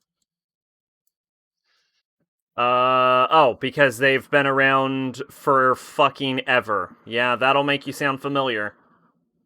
Wow, they actually wow. Most of the shit is really old, though, surprisingly enough. It's like they haven't made anything in like 8 years, and then they came back for a fucking show about coffee.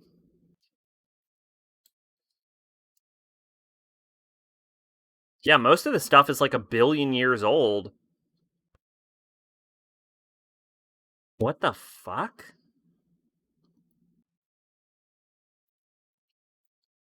I think whatever this is, and I think wallflower. Oh no, the metamorphosis of Yamada Nadeshiko. Isn't okay? This is called wallflower. Okay, fuck yeah, fuck you. Fuck you, this is called the 7 Metamorphoses of Yamato Nadeshi. It's called fucking Wallflower. Yeah, I think Wallflower and whatever the shit this is, which has not come. Okay, so this is a fucking studio that hasn't existed since 2006. Making something interesting. Let's see. Watch it and it be an ad for coffee. Oh no, it's based on a manga. The work request was as follows: remove window mount air conditioner to reduce noise from wind and rain events. Yes, it literally said wind and rain events. Let that sink in. No, I'm okay with that. I'm okay. Sometimes there's no rain and there's just wind. I get it. I'm down for that. That could have been crazier.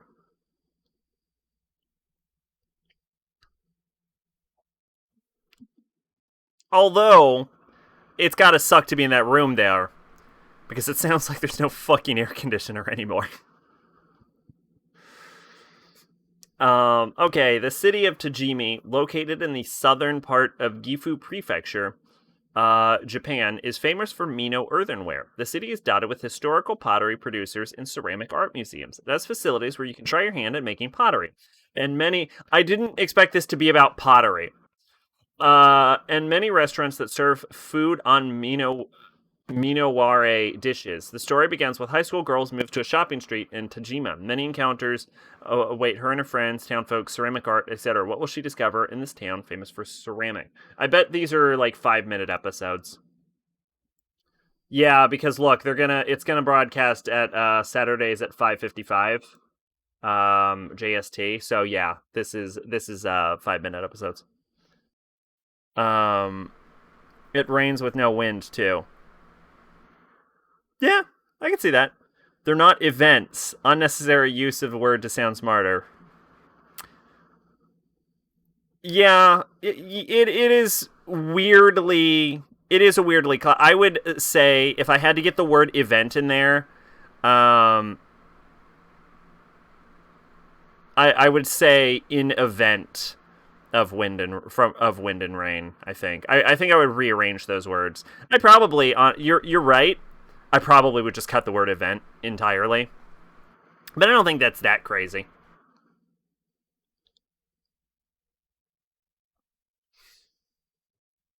Yeah, Let's Make a Mug too. When I read Let's Make a Mug too, I didn't think this was going to be about making mugs. I thought this was about coffee. This is apparently about ceramics. Which I feel like I should be more interested in than I am. Unfortunately. I'll defend you, mystery person who wants to deprive people of their air conditioning. Cestvis, the Roman fighter. Yeah, that's... Oh, wait, it's Roman. Kestvis. It's an ad for... Buy more clay. Kestvis. Do you say the V? Do we say the V in... The C makes a K sound. What is the Roman sound for V? Do we know? Roman sound V. What is V? Chiefly in its role of a consonant where the consonant calls for V, or rather its sound, was sometimes called by Roman grammarians as a wow, Latin vav. this being a name for the diaphragm. Indeed, Roman grammaries commonly elated the sound of the consonant V to that of the aeolic diagramma, and would sometimes directly call the consonantal V a diagramma. I have no goddamn idea what that means. How does one go, whoa? What is this sound? This is important to me.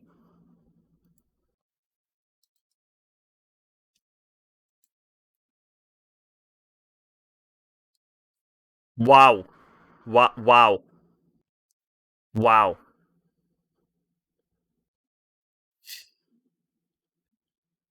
I once received an email that had 5 pieces of text that were not acronyms in a whole fucking paragraph. Okay, that sounds like a nightmare. Okay, yeah, I get what you're. I now understand the sentence of acronym salad, acronym soup sandwich. How does one make a sandwich of soup? You could do it if you tried hard enough. All right, fair enough. Whoa, whoa. Is this? Oh, like whoa. Oh, it said whoa. Oh, like woman. Oh my god. Thank you, Wiktionary, for fucking giving me an example right at the end there. So this dude's name is Kestwas.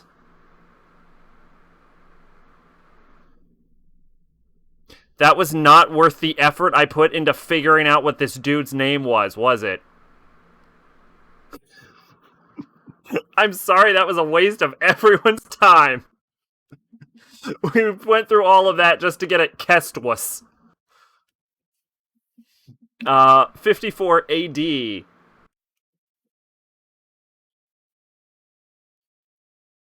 Oh, it's a U. Oh, it's Kestis. Like the weapon.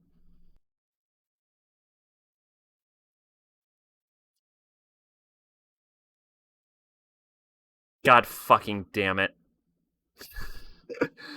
A young boy orphaned by the Roman Empire and made a slave is placed into a training ground for pugilists.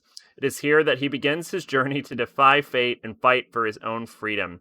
This is the plot of Gladiator. And you're right, all for an anime I probably won't watch. Blue Reflection. I might own this game, actually. I think I own this game. Blue Reflection Ray.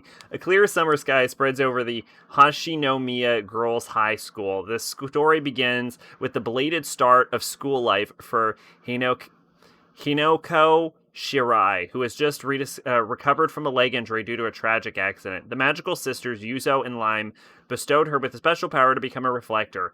Hinako transforms into a magical reflector form and protects the world from the devastating forces for the sake of the world and her own dream that she thought she'd give up on. So here's the thing. Pretty sure I own this game, in which case I'll just play the fucking game. And in relation to Blue Gender, no, it's like a magical girl like RPG video game. Yuki Yuna, now we've entered the magical girl section. I replied with 2 paragraphs of literal gibberish ending with, "Am I understanding you?" Oh, that's great. I love it. That's a perfect fucking response. What did they say? Oh, I suppose they probably clarified. Yeah. Nothing like Blue Gender. Yeah, no, it could not be further from Blue Gender. I imagine they clarified what they meant, right? Yuki Yuna wa Yushida Aru Charuto. Okay, so Yuki Yuna is a magical girl series that basically bit off the Madoka pie. It came around like post Madoka era as like magical girls going through horrible bullshit. The thing about Yuki Yuna is that the situation that the girls are put in Yuki Yuna is more horrible and significantly worse than the scenario that the girls are put in in Madoka Magica. And yet, it still ends up with a relatively happy ending. It wasn't good, by the way. It was very boring. Set in the year 300 in the era of gods, heroes and shrine maidens were summoned after a crisis befell on the sacred tree. The Sancho Middle School Hero Club was transformed into a bountiful household with 27 of them gathered together, headed by someone who with a strong sense of companionship, Fu Inobuzaki. She's determined to make it an Udon Hero Club. So this is like a spin-off, with the Yuki Yuna series about making noodles. You overestimate some people's ability to grasp the point when it's applied to sarcasm. Oh God, did it get worse? You know what? If they wanted to next level that shit, what they should do is they shouldn't be like, oh, no, I think you misunderstood something. Allow me to clarify. And then they should respond with even higher levels of bullshit. And then it should just escalate from there. Say, there you go. That's how you really do it. The real response is to go one level over. Yes, and that shit. Seven Knights Revolution. Iyu no Keishosha. Keishosha is much harder to say than you think it is. Seven Knights Revolution, the hero successor. This looks weirdly generic, but this lady's spear looks like a fucking RPG. I'm pretty sure it's a spear. It looks like an RPG.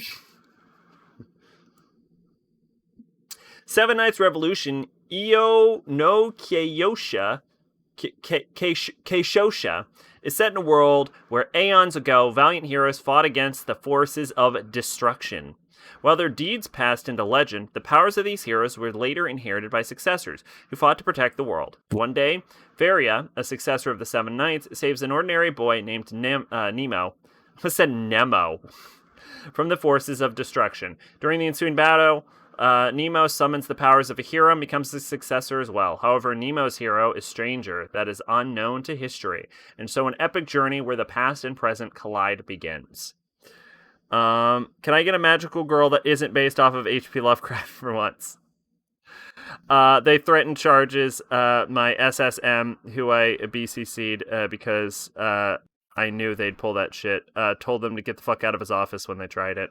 Oh, wow, that's a real dick move.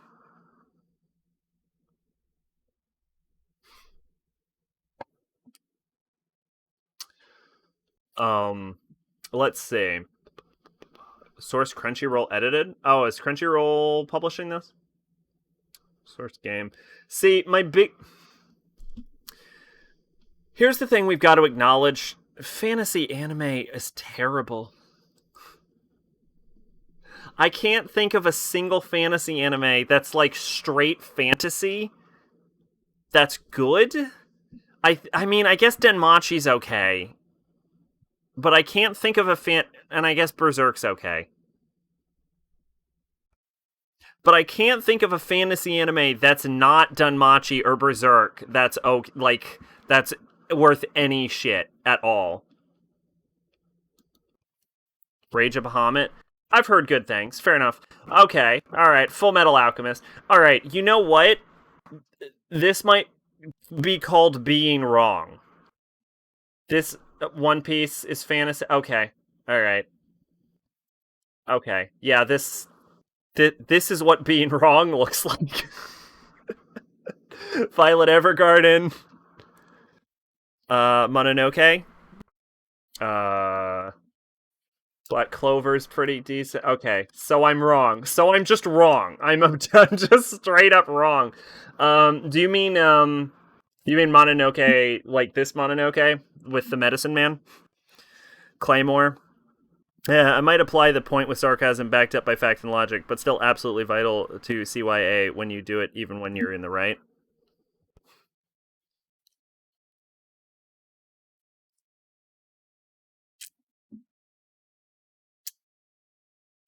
See, I understand completely, and that I have no idea what CYA stands for, which I feel like has proven your point.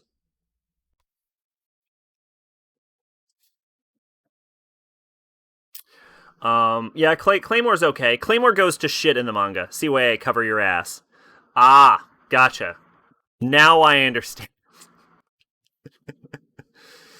Let's see. I was gonna watch this, but the fucking like overlay, I can't. I hate it whenever anything is on the foreground. It just like fucks with my eyeballs. I don't know why. Um, yeah, all right. So I'm wrong. I'm wrong. All right, fair enough. But it's still based on a game, which also statistically has a higher chance of being shit. Who is this directed by? Oh, that's always a good sign when it's directed by someone without a profile picture. The anime ending sets up for a sequel that never came up. I didn't get all the way through the manga. I was in like the final like 10 or so chapters, I think. Like I cut right at the end. It went to shit hard in the end game. This dude directed more than you think for a man with no profile pictures. Granted, none of this is notable, and I've never heard of anything. But yeah, I never watched the Claymore anime. You know what? I'm willing to give it a shot. Alright, we got ourselves a cute boy anime coming up. There's actually more shit coming out this season than I actually thought there was. Fairy Ranmaru, Anata no Kokoro Otsuke Shimasu. Alright, I like this dude's design right off the bat. Always assume some will try to skew you over when proven wrong. That's fair, just to be safe. You got a CYA. I learned. I will forget that by tomorrow.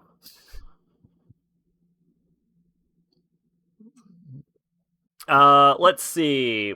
Set in a world of cruelty and heartbreak, Fairy Ranmaru, Anata no Kor... Oh my god, half this description is the title. Odasuka Shimasu follows 5 young men who work at the mysterious Bar F and who offer to heal the hearts of their clients, wiping away their tears and causing smiles to bloom like flowers. They take no payment, aside from stealing their clients' hearts. Okay, like, literally or figuratively? Because this is an anime. So I would believe either.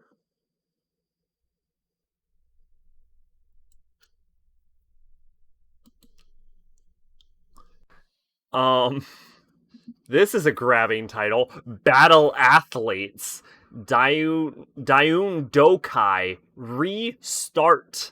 Aspiring athletes from around the galaxy, well, I already am in, gather to compete in a tournament where the winner will be crowned the Cosmic Beauty. What begins as rivalry grows into friendship among athletes, including a lunar refugee and her kangaroo companion, the daughter of an arms-dealing CEO, a mysterious loner, and Earth's representative, a humble potato farmer named Kaneda Akahoshi. I am down. I have never been more down for the stupidest thing I've ever heard than I am right now. Potato Girl! They suck the love from them like Cupid vampires. Oh, that sounds brutal. Oh my god, down. This right here is Potato Girl. This is our Potato Girl.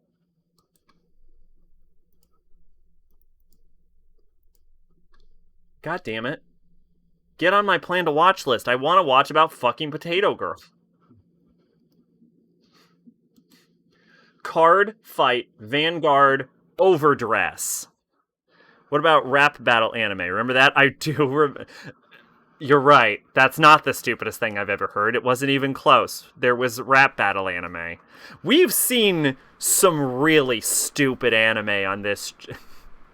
I feel like the point of SACing MAL isn't to actually figure out, it's not really to figure out what I'm going to watch. That's just a pretense to read these fucking anime descriptions and then go, who the fuck asked for this? Why are you making this show? Who wanted this? Blockheads? No, but I'm gonna look that up right now.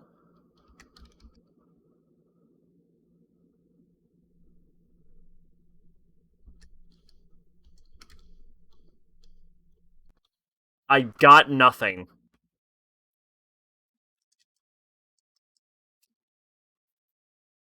No, it was anime from last season.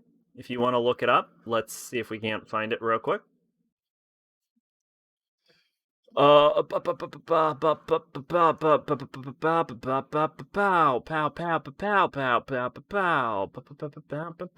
pow. No. Okay, well, it was not last season, and I'm wrong. An anime about helping people buy shoes. Yeah, that happened. Was it fall? If it wasn't fall, we'll have to give up because I don't want to spend all of our time searching through anime that just came out. Nope, here it is. It was Hypnosis Mic Division Rap Battle Rhyme Anima. If you wanna I managed to skip through the title without laughing. and then it just came out.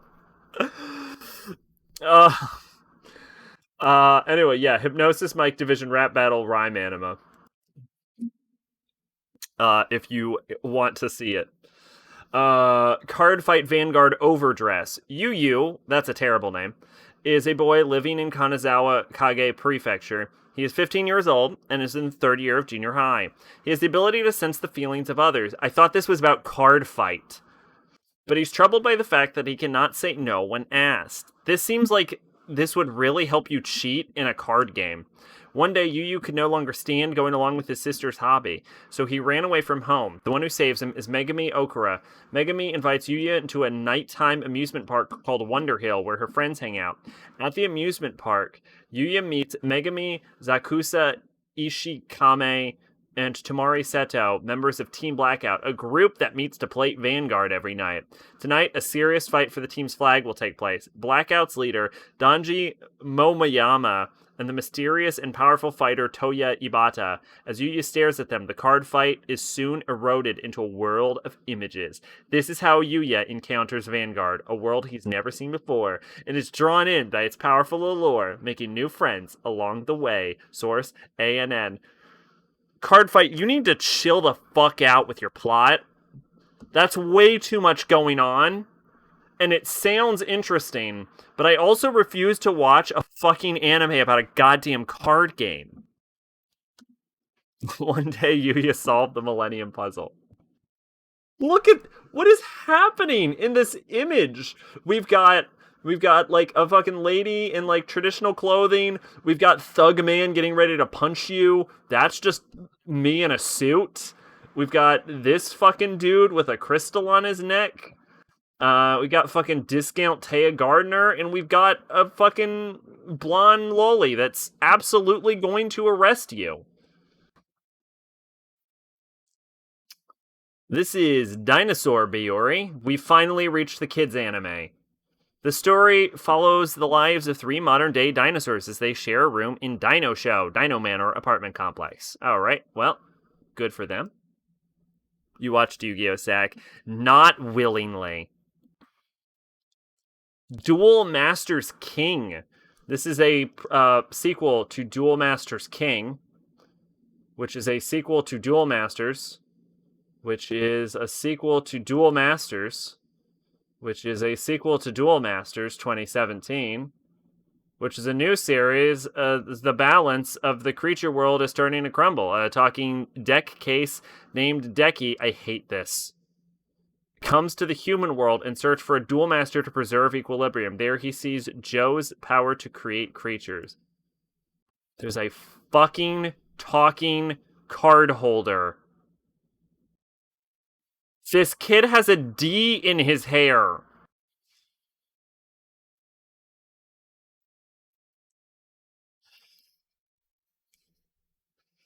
I feel like I say this every season, but Duel Masters is so... Uchu Nanshara Kotetsu-kun, Space Academy.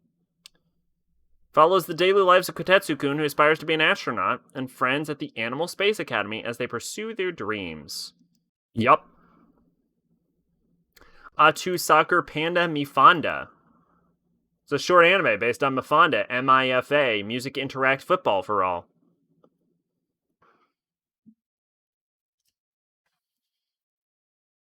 What? Oh, the pandas look like little soccer balls. Oh, that's adorable. Oh, that's clever. I mean, I don't care, but, you know, that's clever. I guess. The fuck is happening here? Shikaru Neku. Oh, did you want more than that? Fuck you. We don't even have a director. We don't even have a director. It's based on a manga, but this doesn't link to the manga.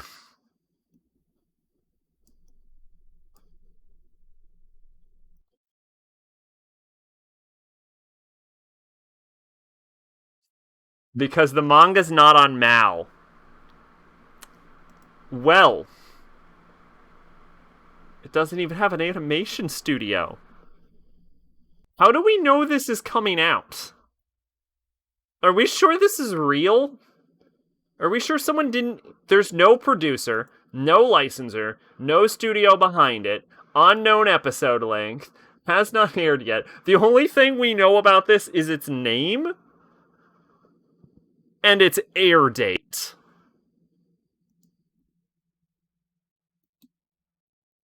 Mazika Party. There's a lot of colors happening here. The franchise's story, the whole franchise, not just this, the franchise story, centers on wizards who gather Mazaka in order to save the world.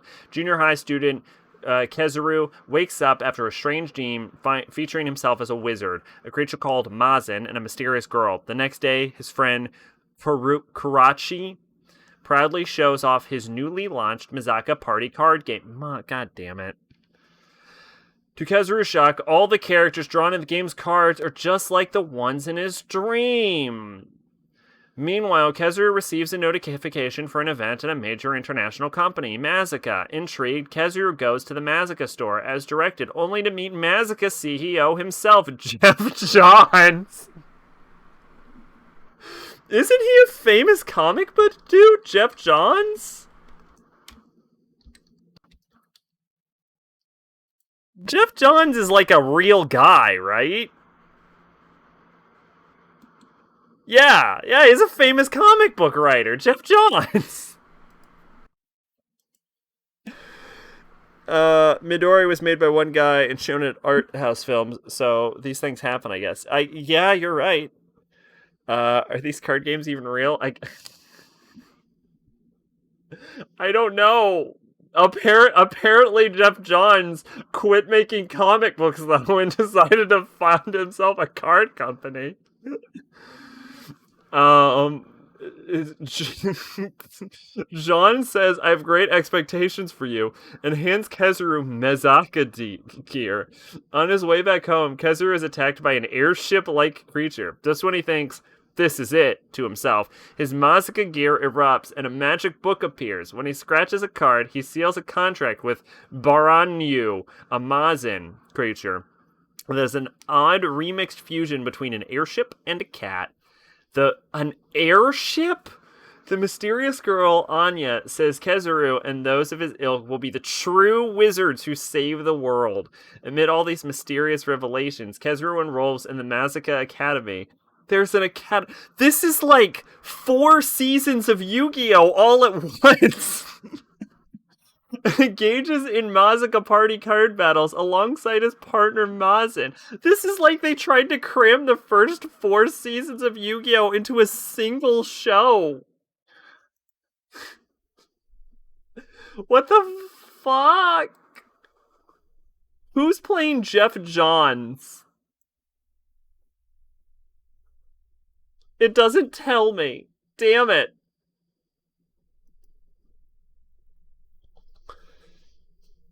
Quick comics on a game basis. It sounds like it. Ida Zurugumi no Gloomy. Gloomy the Naughty Grizzly. Oh, you thought this was for kids, but really, it's for adults. Gloomy's an abandoned teddy bear. He's rescued by Pity, the little boy. First, he's cute and cuddly, but he becomes wilder as he grows up. Since bears do not become attached to people like dogs by nature. Is that true? I don't know if that's true. Gloomy attacks Pity, even though he is the owner, so Gloomy has blood on him from biting or scratching Pity. That sounds really fucked up. That sounds really fucked up. Okay, moving onward. We've made it to the ONAs. This went from Yu-Gi-Oh! Season 0 to Jinx in a matter of seconds. It really did. Okay, to the ONAs. The nets. The original net animations. Goku... Oh, shit! Oh, I know exactly what this is. Yeah, oh shit. Oh yeah, I didn't know they were adapting this. Goku Shufudo, The Way of the House Husband. The fuck did you just read? I don't think anyone knows anymore. Immortal Tatsu, the legendary Yakuza who single-handedly defeated a rival gang with a lead pipe, is a name known to strike fear in both hardened police officers and vicious criminals. Soon after his sudden disappearance, he resurfaces with a slight change in profession. Now equipped with an apron, Tatsu has given up violence and is trying to make an honest living as a house husband. While adapting to mundane household tasks, Tatsu finds that being house husband has its own challenges. From the battlefield known as supermarket sales to failures in the kitchen, despite living peacefully, misunderstandings seem to follow him left and right. Goku Shufudo follows the daily life of the comically serious ex-Yakuza as he leaves behind a dangerous previous life to become a stay-at-home house husband. Fucked up kind of describes humanity overall to a degree these days, though, doesn't it? I would agree to a degree, sure. Everyone's a little fucked up, probably, I hope. Or there's something wrong with you, and you're probably even crazier. Ah, yes, Hitalia. World Stars. Did I remember to actually add this? I legitimately don't remember. Okay, I did. Yeah, I did it within 3 seconds. Yeah, so I'm actually familiar with the manga. I haven't read it, but I planned to for a while, so I didn't know they were making an adaptation. Obviously, I'm on board with Goku Fu show, whatever. Let's see. Hitalia World Stars. There's strange people in this world. If it is short, it disappears for several days, and if it is long, it will disappear for 100 years. What the fuck does that mean? The name and personality changed and suddenly appeared by someone's unexpected idea. Even though he is the most weird, he is loosely accepted and used by his boss. This is the story of such strange people. Hitalia is about personified countries. I have no idea what this nonsense is. I don't know what any of this fucking nonsense is. It's about personified country. It's another fucking show about personified countries. Is this like a trend or something? Kiryu went from Yakuza to running an orphanage. This guy goes from Yakuza to house husband. Oh, it's also, there's also a really good anime, if you have not seen it, about a Yakuza member. He's an active Yakuza member. I don't remember what it was called. Let's see. Anime. Yakuza. Psychic. Hinamatsuri. It was called Hinamatsuri.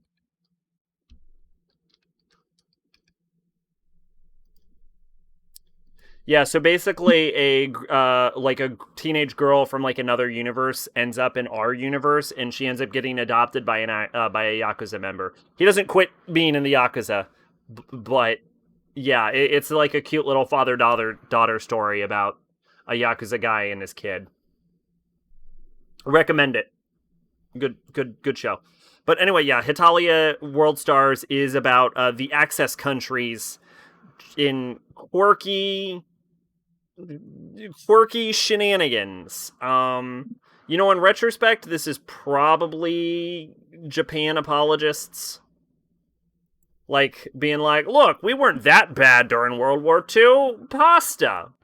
But they made Italy the main character, and I believe these are the Axis powers. I think that's Japan, Italy, and Germany. I watched like 3 minutes of it, and I fucking hated it. Not because it was about World War II, anthropomorphized countries downplaying war crimes, but because it sucked.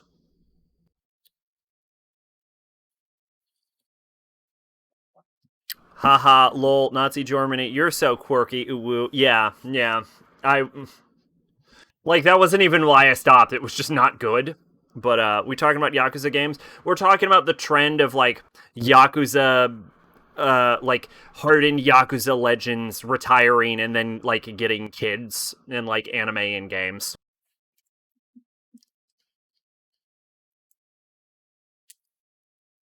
Also, I think it was a little offensive. Like, I'm not even Italian. It's a little offensive that the first word out of Italy's mouth in the whole show is pasta.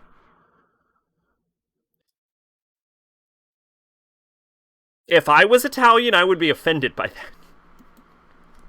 Like, I know Italians do love pasta, at least a lot of them, but like, if the American character's first word was like, eagle, I'd be like, okay, fuck off. Freedom! The shit out of here. That's just offensive. Sounds like the Yakuza games. Yeah, we brought up the Yakuza games as an example. Yeah. In fact, I would say that the Yakuza games might have even been a partial inspiration to things like Goku Fu Dope Show and Hinamatsuri. I don't know where the Yakuza games got it from, but you know, it is totally possible because like Yakuza 1 came out on like the PS2, so. This is a sci-fi fantasy series. Eden is set thousands of years in the future, where the only city is known as Eden 3. You don't want to know what happened to Eden 2 and 1. Bad times. It's inhabited solely by robots whose former masters vanished a long time ago. On a routine assignment, 2 farming robots accidentally awaken a human baby girl from stasis, questioning all they were taught to believe, that humanity was nothing more than a forbidden ancient myth. Together, the 2 robots secretly raised the child in a safe haven outside Eden. Excuse me. That's almost the plot of Nier Automata. I don't know, Sack. I've seen some American guys who would yell "Eagle of Freedom." Sure, but as the first me, but like the first thing out of their mouth is "Eagle or Freedom." I wouldn't be a fan of it. That's a little offensive.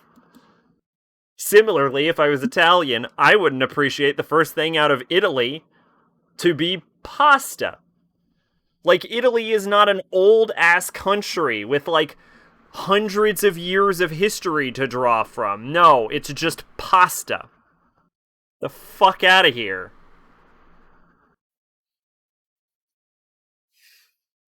You never cease to disappoint me, Sag. That's my goal. I disappoint everyone eventually. And in that way, have I really disappointed you? Or have I one-upped your expectations? Wink. This is something in Chinese. This is Wanmei Shijie. This is Perfect World. The image of fucking Chinese cartoons are so goddamn over the top every single time. This is a giant tornado monkey getting ready to punch a fire angel and what appears to be Chinese Gilgamesh.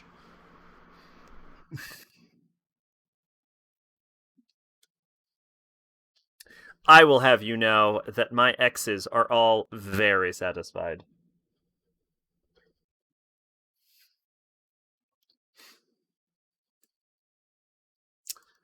Let's see. Shiguang Dali Ren. I will also say that I talk about that in much more detail in a video I have privated, so you'll never see it. Xingdong Dali Ren. It's Chinese and we don't know anything else about it, so that's pretty hype. Look at these 2 cool dudes being cool. America just says, "I am the hero" in each cheeseburger. Oh, have you seen Hitalia, or is that your is that your impression of what a Hitalia America would be? If I remember correctly, America in Hitalia. Let's see if I can find him. He just wears like a flight jacket. I have to be very careful to type Hitalia and not hentai. Hitalia America. Okay, cool. We got him. I cannot show most of this, actually, because it's copywritten. Here we go. Heroes Wiki. I'll take it. Yeah, fuck yeah. Murica. There he is. Yeah, he's wearing a military uniform with a fucking, like, flight jacket. And he's blonde-haired and blue-eyed.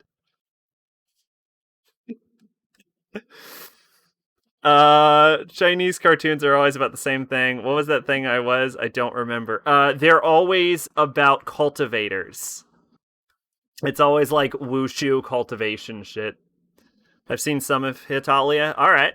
Okay. Yeah, I could not make it past, like, I think 2 episodes. I thought it was so bad.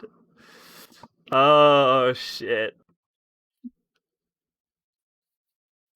There's something oddly right about a straight-laced dude in a military uniform with a fucking bomber jacket on. To be fair. It is a distinctly American silhouette. I won't argue.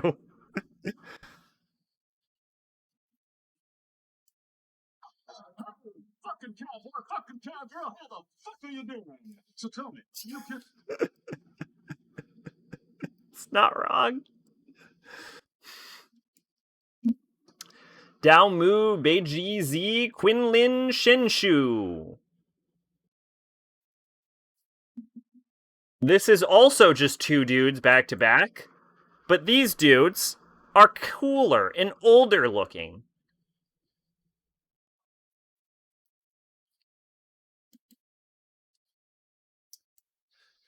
This is Qian Bao Fuyao Lu 2nd season, The Legends of Exorcism. That's actually really good lighting effect. Is this the animation they use for the show? They're fucking killing it. I know China's trying to steal a lot of profits from Japan by, like, biting into the animation market as part of their, like, economic strategy. And that's also why they're buying up a lot of anime companies. So, yeah, they clearly dumped some money into this. Remember the scene from Black Heaven? I do remember the scene from Black Heaven, yes. SD Gundam World Heroes. The balance of the worlds is maintained by heroes. Suddenly, a red-hot meteor falls upon one of these worlds called the Neo World. They were very creative when they thought of this. An amnesiac youth named Wukong Impulse Gundam. The youth's name is Wukong Impulse Gundam. Appears at the point where it landed. The chaos that starts with this incident spreads through other worlds, one after another. At the same time, Zhonglan Freedom Gundam learns via astrology of an impending disaster. He and his sworn friends Lei Bu Gundam take action to save the worlds from this crisis and begin a journey along with Wukong. What will Wukong Impulse Gundam think as he meets the heroes of each world? Will this youth bring about peace or catastrophe? Now begins a new story of heroes.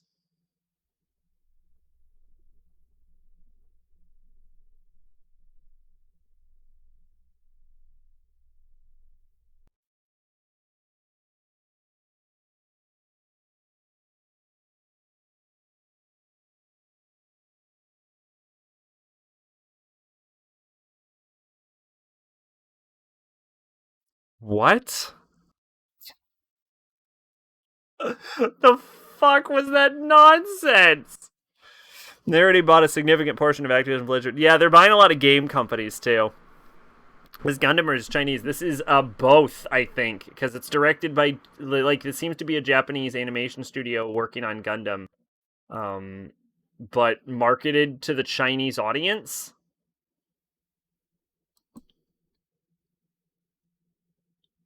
All right. But also the Gundam are anthropomorphized people that can apparently be born or some shit. Gundam, what happened to you? You used to be cool in 79. This is Kaguya-sama wa Kokoretsu Tsai Tensai Tachi ne Renai Zosin OVA. This is clearly just an OVA that was released with one of the manga chapters that came out relatively recently or some shit, obviously. It says 3. My guess is there's probably going to be like 3 of them. I don't fucking know.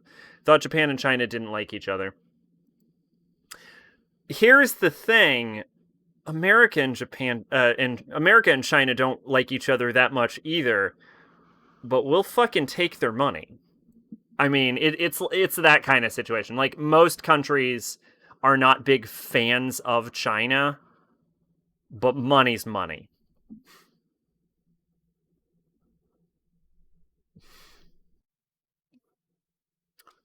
People walked from China to Japan to get away from ye old China. How does one walk to Japan?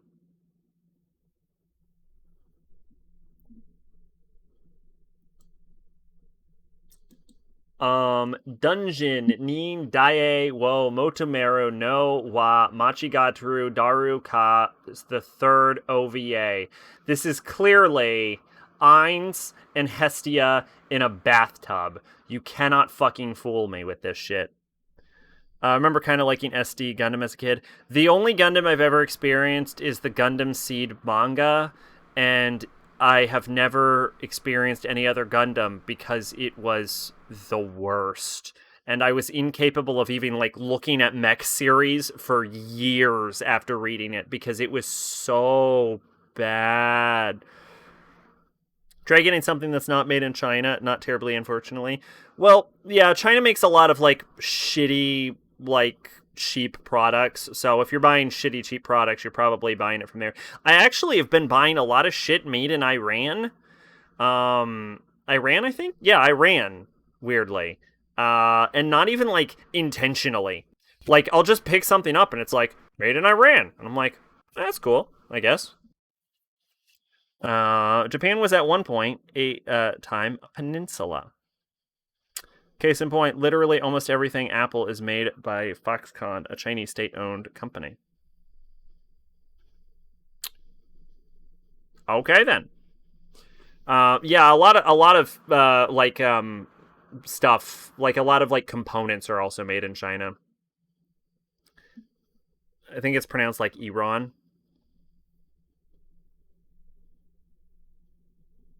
What's pronounced Iran? But yeah, like the current inhabitants of Japan are not the original inhabitants of Japan. Like, the Japanese population were not the original people because they got invaded by another group of people who were then invaded by Iran. Is it? I don't know. I say Iran. I'm an American. I also say Japan and not Nippon. Fucking Iran, your name is different in English.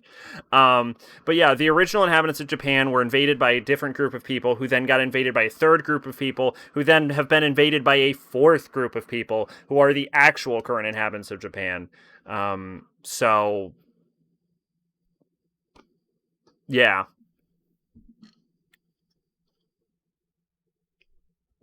And Japan just, like, slowly killed off its native population. Because that's what you do when you find a native population. You kill it and take over. Do not take that out of context, please. Yeah, will I watch a fucking OVA where the fucking girls from Danmachi get in a bathtub? Usually no. But there is a chance that Loki will get in this bathtub. We all know how much I love Loki. I learned that because a guy I talked to at a store who was from Iran said it that way. Huh. Well, that is interesting. Then let me look up the etymology of it or something. Let me see how does one say Iran? Iran. Iran. This VOD will be privated soon, isn't it? No, I'll upload it. Like, if you listen to that in full context, obviously I was fucking joking. Loki might get in this tub, is the thing. That's my interest. My interest is I want to see Loki in a tub. Nude. Like the British and Native Americans. Yup, that's right. You just fucking board it and, take over. Or the Spanish did the same thing. The French. The British again. In retrospect, the British did it a lot. My God, did the British love doing it. This is Jaku Chara Tomozaki-kun OVA. I assume this has something to do with low-tier character Tomozaki-kun, bottom-tier character... Wait. Oh, I thought this had to do with Jump Kick. I guess this is some weird OVA about this thing that I apparently said I was going to watch. So that's cool. Okay, we've made it to the movies, everyone. Movies! This is Fate Grand Order, Shinsei, Entaku, Ryoki, Camelot 2, Paladin, Agaterum. So as I have said numerous times, I literally only care about Saber. Unfortunately, it's a movie about fucking Saber. So, what do you want from me? Obviously, I have to watch it at some point.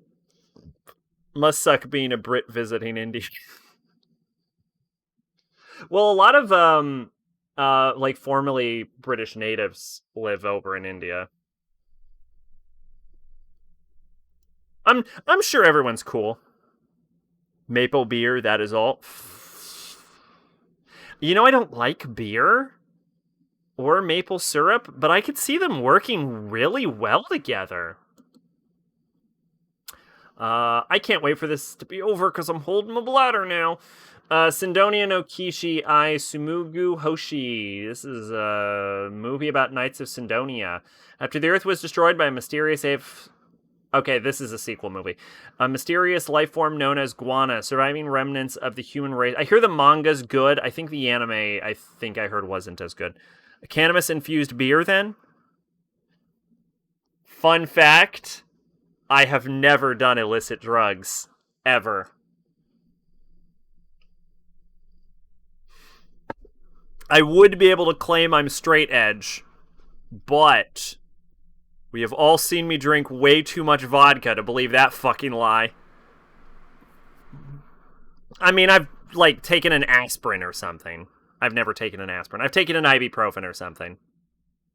Illicit, it's legal here. Not legal in my zone.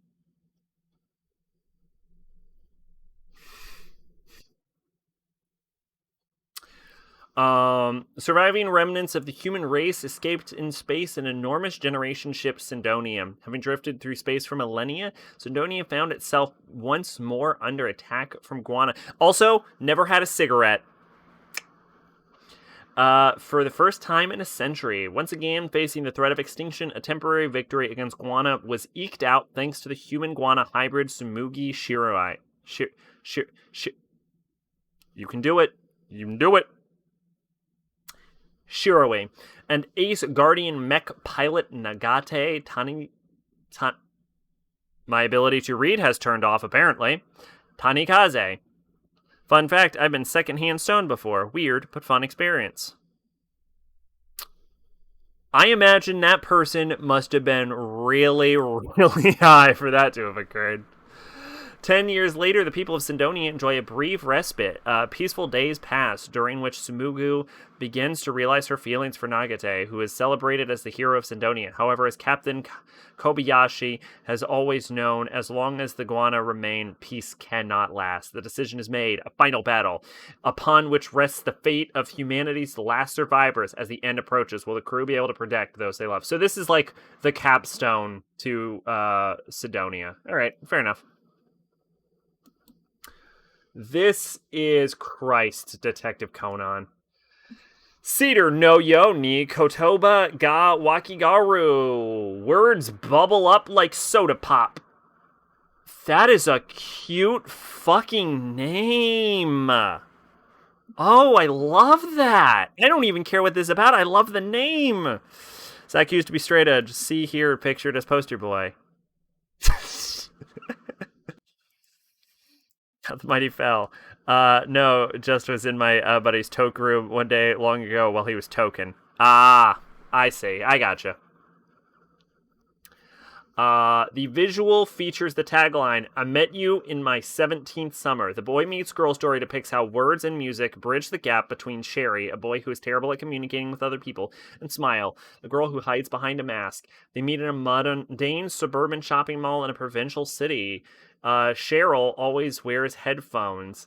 And puts the feelings he cannot utter into his hobby, Japanese haiku poems. Smile always wears a mask to conceal her large front teeth, for which she has a dental braces. Does anyone care about braces anymore? A popular video star, she streams a video about seeking cuteness. This just sounds like adorable. I'm on board for whatever this is. I'm sure it won't be great, but I'm on board for it. I want to see where it's going. How much more do we have? Oh, thank God, I'm going to piss myself. Here's going to be the ending of the stream. I get to the end and I'm like, that was the stream, everyone. See you later. Beep. You get the same high if you stuff bay leaves and cloves into a cinnamon stick and light that fucker up. That... I'm not... I feel like I'm not allowed to have that comment on my chat, actually. That is good to know. I will have to remove that. I feel like I'm not allowed to have that in my chat. Twitch is real weird with its rules. Okay. Alright. Let's see. Detective Conan movie 24, Hiro no Dangen. This is the 24th Detective Conan movie. I like how Mal does not even care anymore. It's like, dog, Detective Conan is still going. This is the 24th Detective Conan. If you're gonna fucking watch it, you're gonna fucking watch it. For those that don't know, Detective Conan is one of the longest running anime in fucking history. Like, it is run longer than One Piece. It is an unending, bloated abomination of a show. I don't even, it's probably, yeah, see, here in March, it aired its 1000th episode.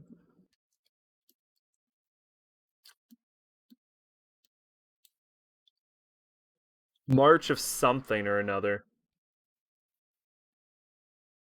March 6th. So it aired its 1000th episode. Yeah. Like this month. Detective Conan, gone on for so long. I'm not going to say it needs to end because I haven't watched it, so I don't know all the details for it. But from what I understand, it really drags its ass with its plot line. And not like in the way that One Piece does, where it builds on itself. I mean, it just like straight up doesn't go anywhere. But I haven't watched it myself, so I won't judge it.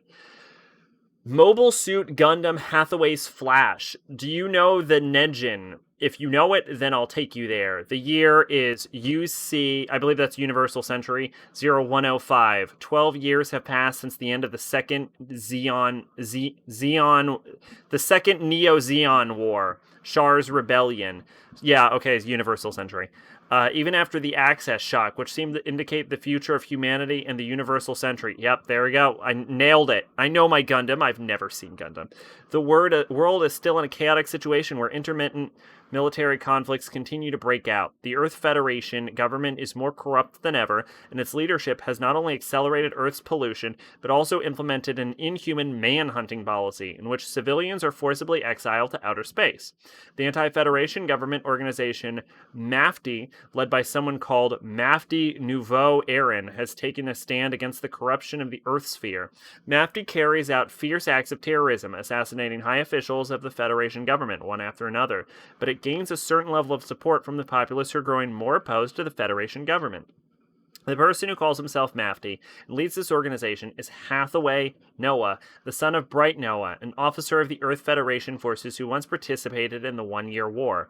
Hathaway himself joined the forces trying to stop Shar's rebellion. With first-hand knowledge of the ideals and ideologies of Amuro Ray, Shar Aznable, he has become a warrior following in their footsteps and plans to clear a path forward through armed resistance. His destiny, however, is drastically altered as he encounters the Federation Forces officer Kenneth Slag and a mysterious young beauty named Gigi Andalusia. Mobile Suit Gundam, not Chinese this time. Yeah, it really seems like here's our Chinese kids Gundam, and then this is like, here's our real Gundam.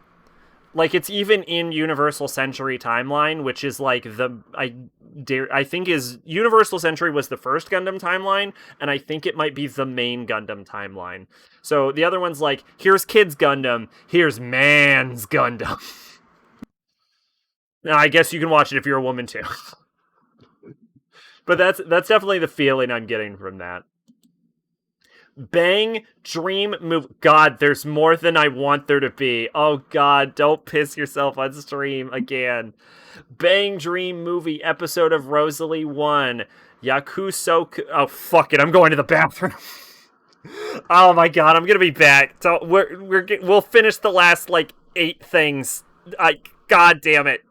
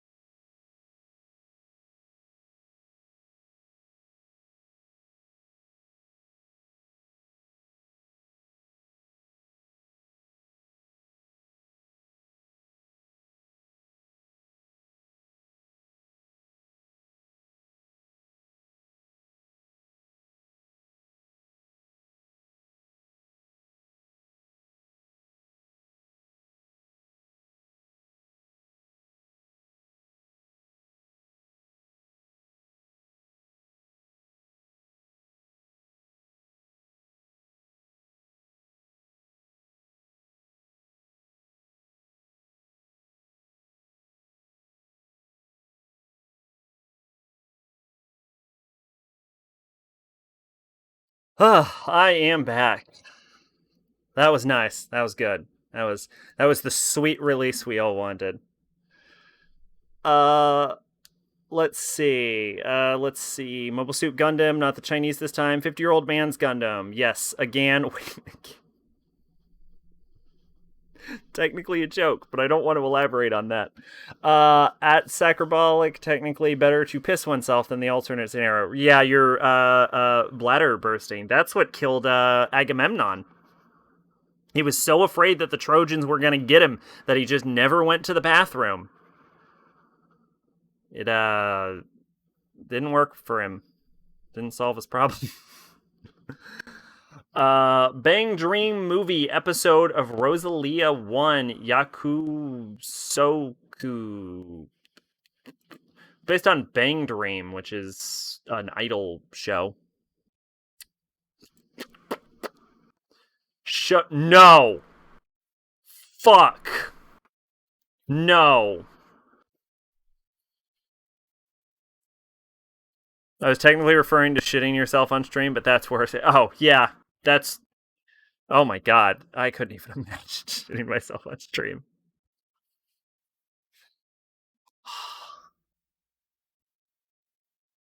I'm upset that so,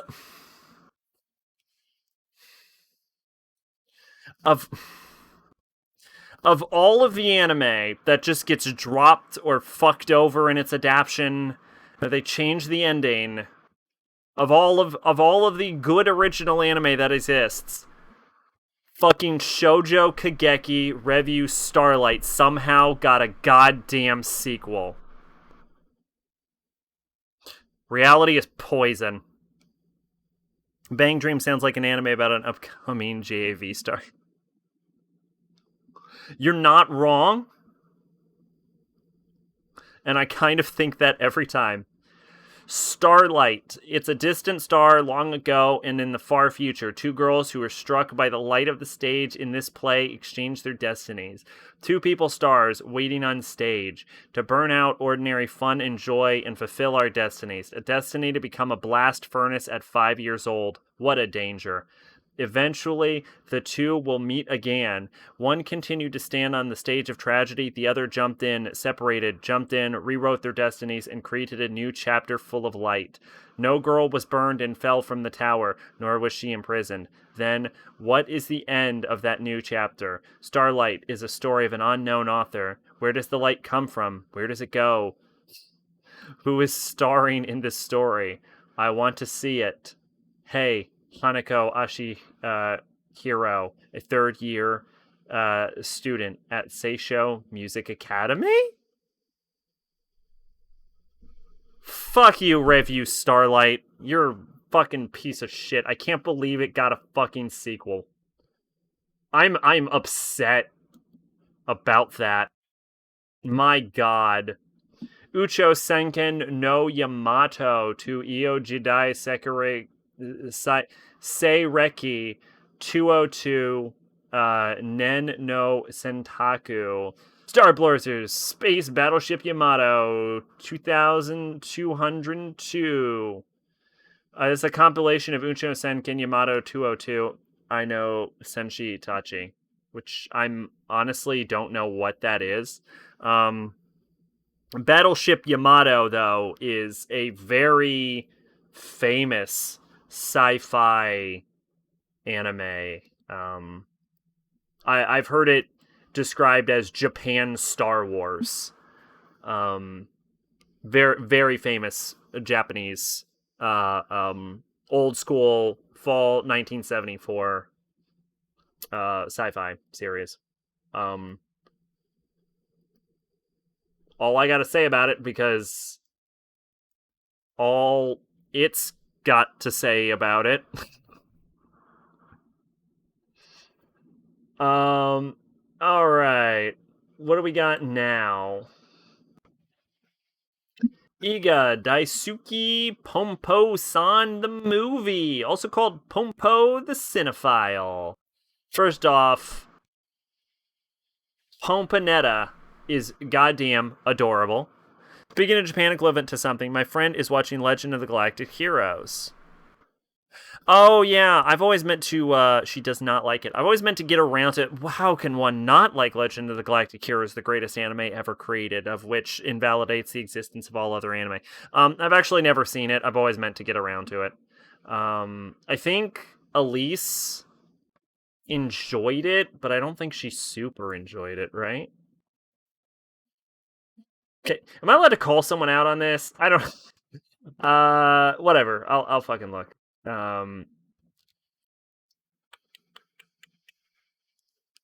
She thinks it's boring. I hear the first like 20 or so episodes are kind of rough. Legend of the Galactic Heroes. Stats. 8. Yeah. So I guess she liked it, but not overly liked it.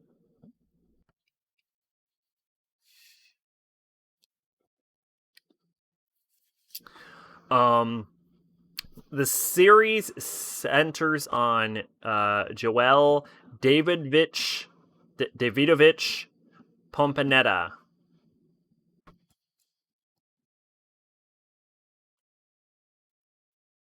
That is a made-up name.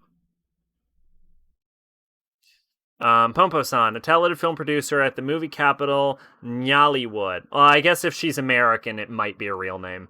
Despite her prowess to see through to the potential of actors and staff and bring out their talent to the fullest, she's only been producing B-class action in erotic films.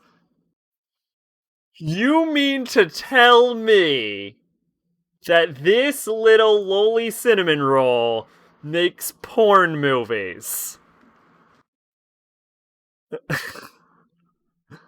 Technically, all names were made up. No, but I mean, like Davidovich would not be an appropriate Russian name. Although maybe she's not Russian. I don't know. Despite her prowess to see through the potential of actors and staff and bring out their talents to the fullest, she's only been producing B-class action and erotic films. One day, Pompo's film worm assistant, Jean, who has been doubtful of her choice as a film genre, I fucking wonder why, is given the task to direct a film based on a script written by her. Will Jean be able to bring out Pompo's masterpiece to fruition? This is what a film worm looks like? This little cutie? Okay. Yeah, I'm in. I I need the fuck is this plot? I need to know. Yeah, no, I'm in. I'm fucking what the fuck? I've never heard of Clap Studio. What have they made? They've made a special based on the same concept. Why does she look so serious in this? She looks like a supervillain. What the fuck?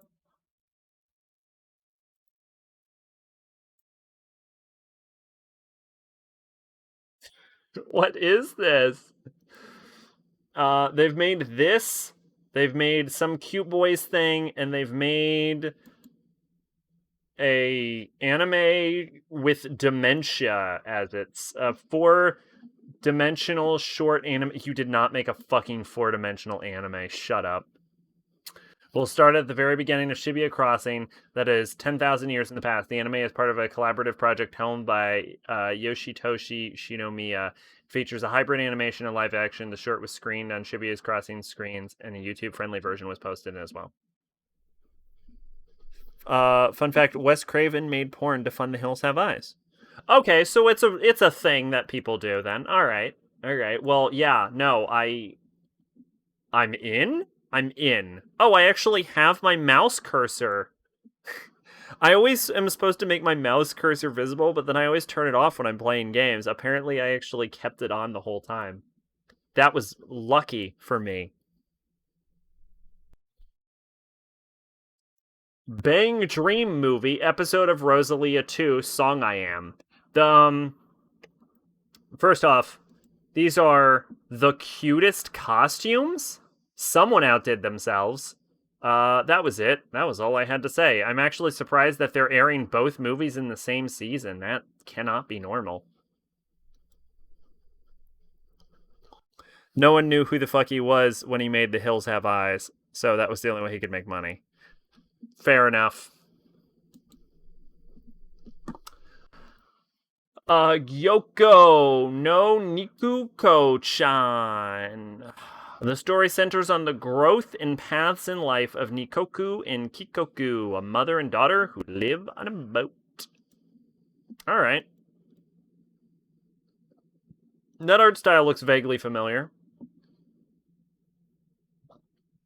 Oh, this is directed by someone famous, apparently. Ayamu Watanabe. But I'm more interested in Kenichi Konishi and why his art looks familiar to me.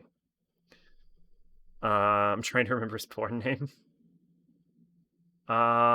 Key animation, chief animator of sort of Melos, did some key animation on Ponyo. So he's worked with Ghibli, it looks like. Hell's Moving Castle. I might just know him from doing key animation. Oh, he also did the Kaguya Hime no Monogatari Ghibli movie, which I hate with a burning fucking passion.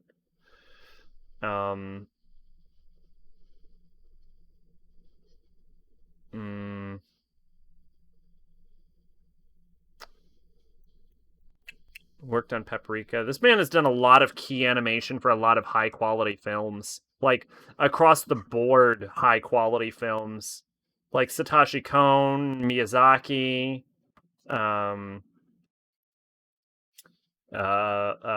fucking, the guy who did Evangelion, whose name I would normally be able to remember until I fucking forgot.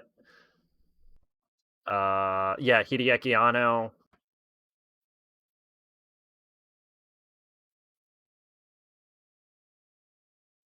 The other Ghibli guy who's not Miyazaki, but I actually think is better than Miyazaki, Isao Takahata.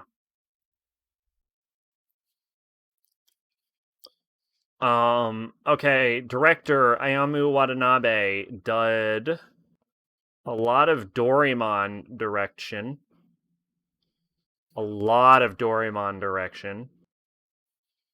Trying to see if he did anything else I've heard of. He directed... Okay, so they're like buddies. He did Mysterious Girlfriend X. He did Ucho Kyodai, which I think I've seen. I didn't see it. This anime got 99 episodes? Holy shit, I remember when this was coming out and I remember ignoring it. Okay, anyway, so yeah, people on a boat, I guess. Yeah, this is a very Ghibli art style.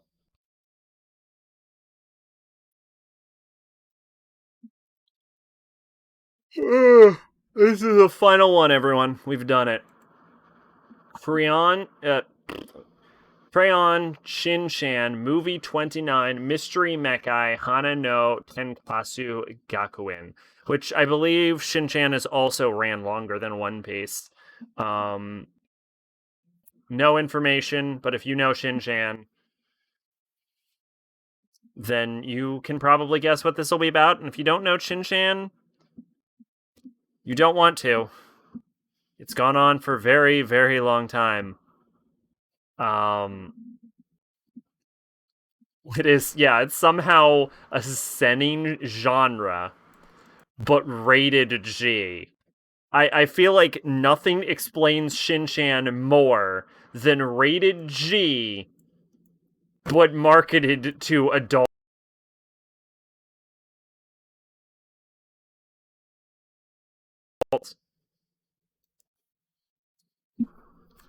Abe Snake, Abe Snake, that was his porn name. That's not a bad porn name, to be fair. And with that, we've done it. We have made it to the end of this Sturm. How much did we actually add? Counting the stuff that was already added before. 1, 2, 3, 4, 5, 6, 7, 8, 9, 10, 11, 12, 13, 14. 14's not bad. 14's pretty okay. 15. Because Goku Fushodo is gonna... Oh, it's even airing on Netflix. Netflix announced they were making an anime, and they're going to release an anime they've made after announcing it? What bizarre future do we live in? Normally, Netflix's approach to making an anime is that they make it, and then they're like, here's an anime. And you're like, oh, okay, cool, thanks for the fucking warning. I guess Netflix has decided to start announcing that they're making anime instead of just surprising people. Stephanie Shea had a porn name like Cherry Moans or some shit when she did a dub for some hentai.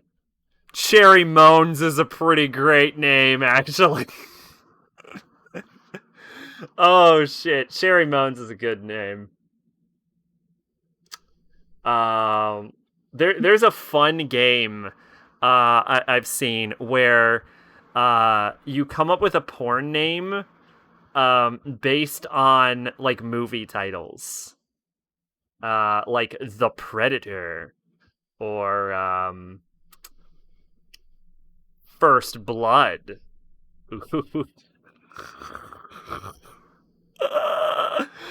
Why were the first two I came up with so fucking rapey? Come on, do a better one. The Terminator. Like the joke is like create a name for your dick, with movie titles. That's the idea. Like not a porn name, but like a dick name with movie titles. Um, Thought their approach to making anime was buying streaming rights for like 20-year-old anime and then calling it Netflix original. No, what they do is they buy there's two methods. Like Netflix makes some anime in that they'll like give a bunch of money to the Abyss. They'll give a bunch of money to the Descent. To animation studios to make like anime specifically for the platform. They do that, but they'll also, if an anime already exists, they'll also buy the licensing rights to those anime, and then they'll publish it under the name. And they're both published under the Netflix original title. Like Nanatsu no Taizai and Evangelion are two examples of Netflix just purchasing the rights for an anime and being like, bam, there's an anime. Eat that shit. Eat that. But then they also make their own anime, like Kengan Ashura, Devilman Crybaby, where they like get an animation studio and they're like, here's money, and they're like, here's an anime. Apparently they're actually really good to work with as far as not counting like licensed anime like Nanatsu no Taizai or Evangelion, where they just purchase the licenses.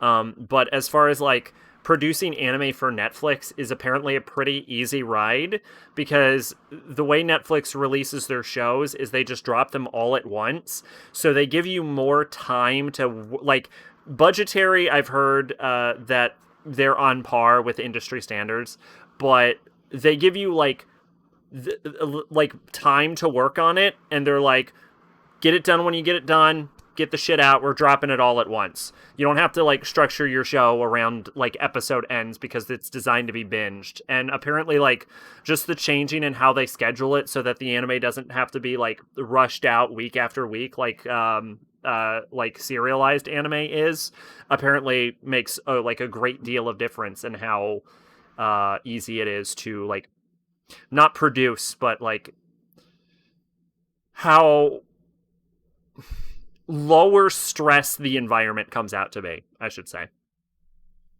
At least is what the Devilman Crybaby people said. Like, I think the director.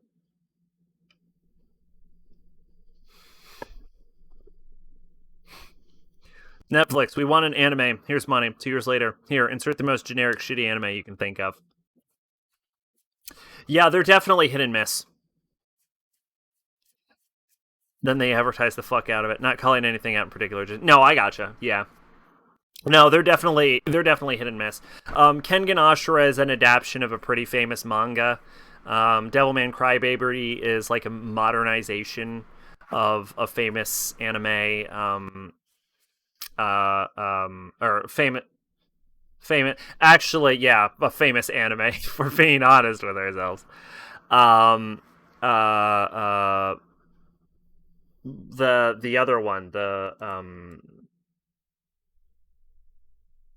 Aggressive Retsuko.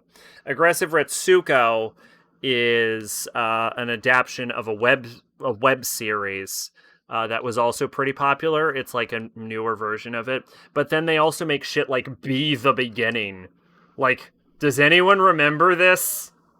This exists. Does anyone remember Be the Beginning? So yeah, like some of it is higher profile, especially if it's based on like existing properties like Devilman or Kengan Ashura or something. But then, then there's Be the Beginning and shit like that. Or like, and I mean, even I like they do Baki also, which looks great. But have you seen the Kengan Ashura anime? It is like really shitty low tier 3D models. So Netflix is definitely hit or miss. What is this?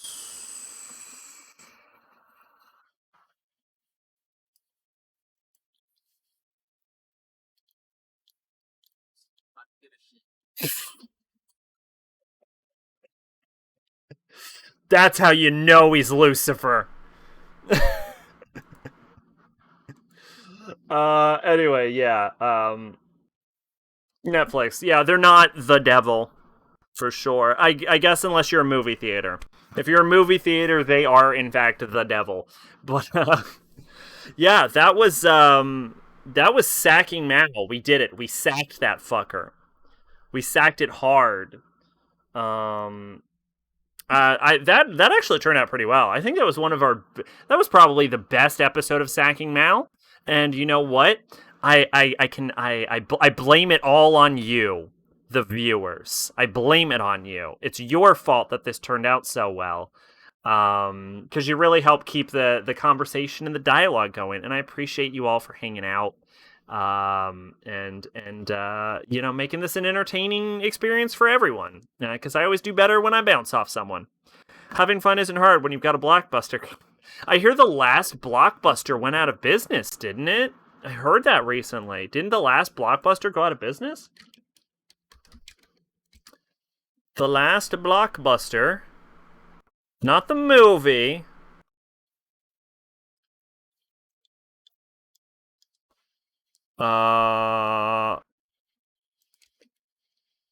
Is it out of business? Let me find out. I thought I had heard it went out of business, but then Jackie Chan dies every Tuesday, so.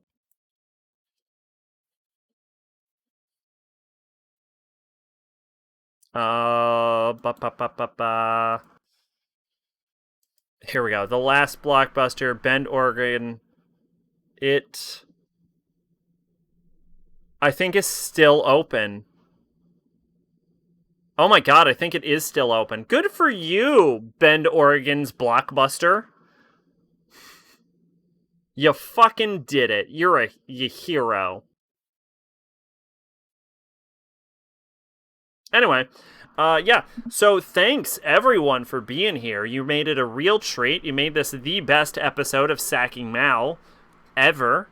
So I'll just call you all out by name.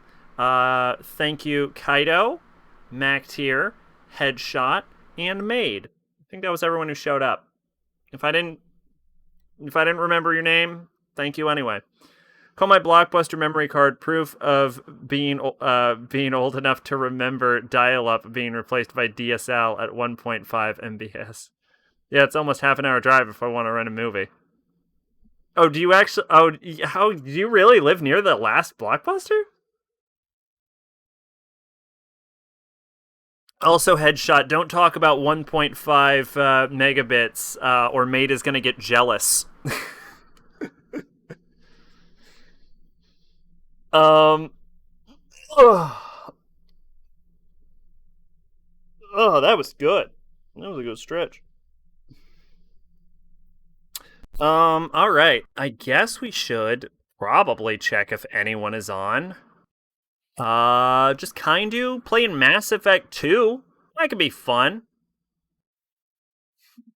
I have 300 megabits fiber now, so I think mine is like 200 or something. I didn't spend too much money. I don't think I need more than 200.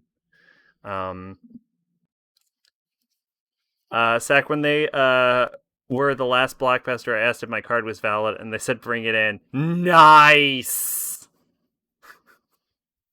I do not own a Blockbuster card.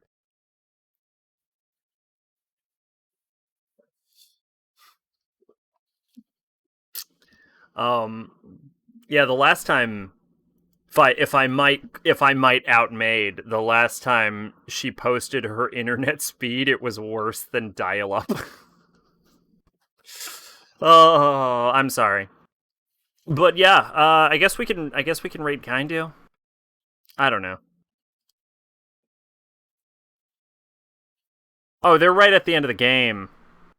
So that looks like suicide mission. Oh, I don't want to drop y'all into the end of the Mass Effect. That would spoil that'll spoil the end of the game for everyone. So I guess I'll just leave you go here. Last I checked, it was 14 MB USB. Oh shit! That's like 100 times better than the time you checked the last time you posted it. I remember bicycling at 30 km one way to Blockbuster. So I never learned how to properly ride a bike. So that's a fun fact about me. I'm also not a very strong swimmer. I prefer my shit on land with my feet on the ground. That's where I'm at my tippy-top tipper. Unless, I guess, I'm walking on stilts. Look, I'm very inconsistent. Don't ask questions. I also just don't own a bike, so that's that. Can't swim. You should look into it. You never know when you're going to end up in the middle of water. Happened to me last Tuesday. I was walking down the street. Bam! Water. Neck deep. Just... on a major Canadian highway to boot. Okay, all right. I have not, but I went to Blockbuster maybe once in my life. I was never really into, how do you say, renting things. I never really rented stuff. It was just purchased to own. In a way, I would actually say it's probably sad that renting shit is kind of gone the way of the dinosaurs, you know what I'm saying? Because it really lets you try out a larger swath of content and then aid in purchases. But then I'm sure companies fucking hate renting. So, well, I guess you can digitally rent. But, and that, like, so here's the thing about digitally renting. When you're like, oh man, I really want to watch this thing, and you look it up, it's like, you rent this TV show for only $5. You get it for 24 hours. And I'm like, yeah, or I could just buy it. Like, fuck off. I'm not gonna rent it, you know what I'm saying?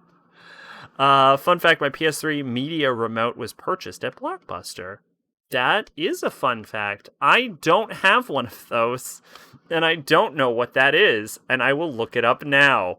Let's see, PS3 media remote. It's a remote. I don't know what I was expecting. Something cool, I think. I thought it would be like, it looks like just a regular remote. Oh my god, it has a circle square. Wait a minute, is it like a PS3 controller, but like also a remote so that you can play Blu-rays on your PS3 and then control it with an individual remote device? Oh, that's a cool idea, I guess is useful. Both renting and torrenting actually increase sales of media. I did not know that. But can you prove that companies care about logic? Because sometimes they don't.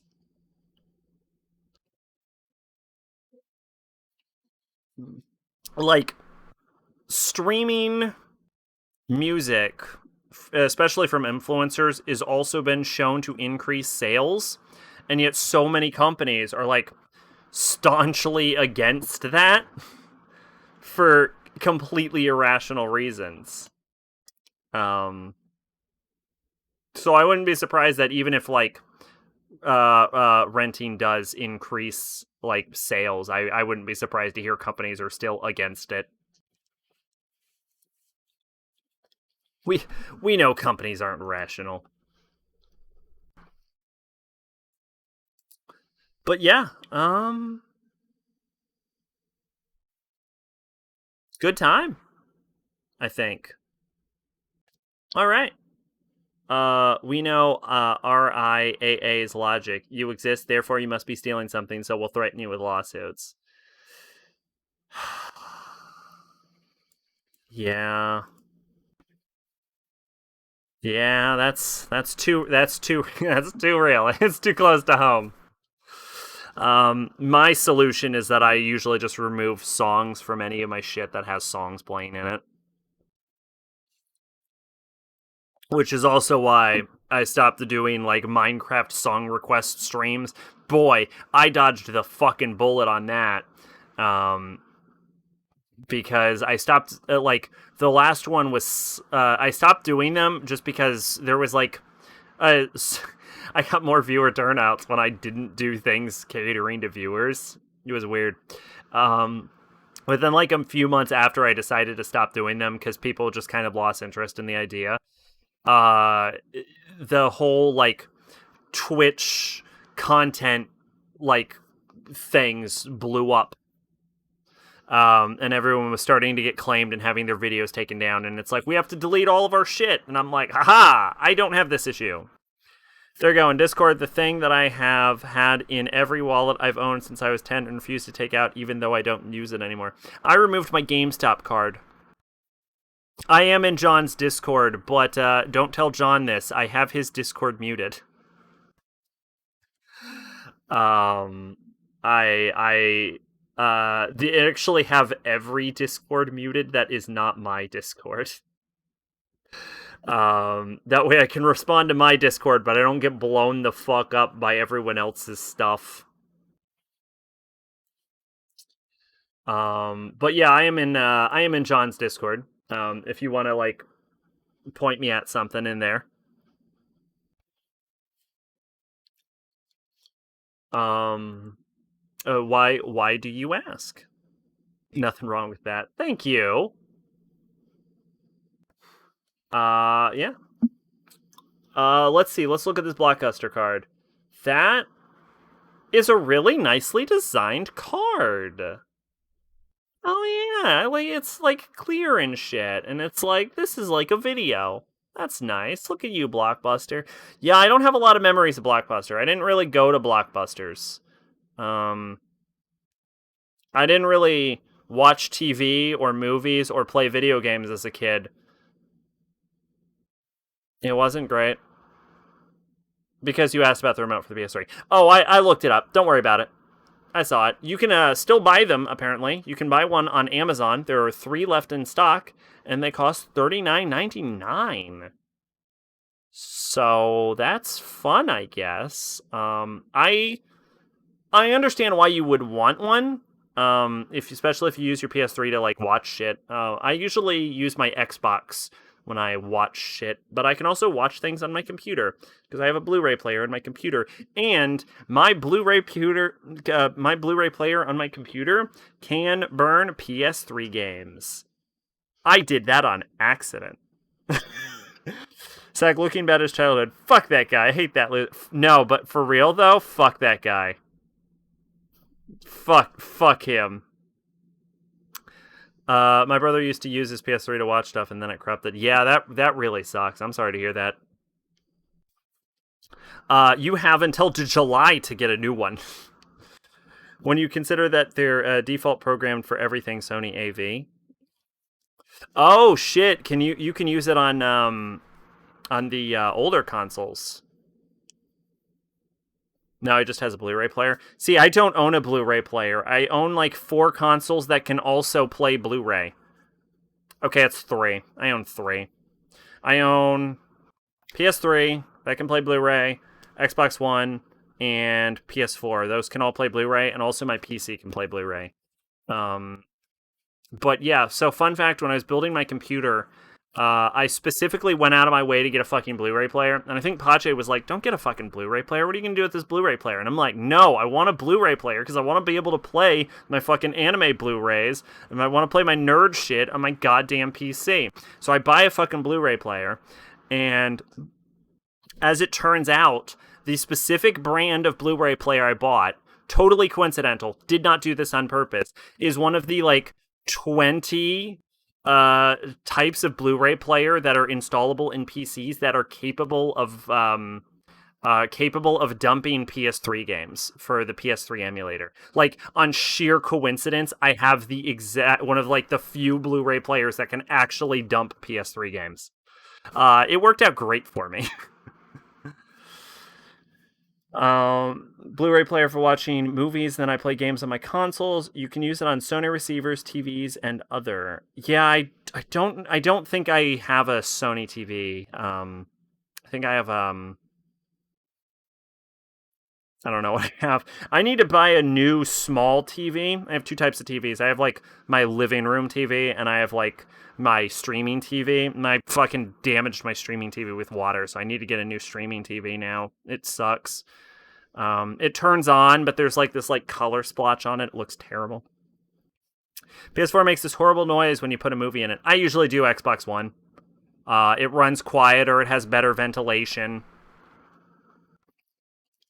I don't think it's supposed to do that. PS4 is a fucking noisy goddamn machine at times, especially if it's like pushing itself. Fucking,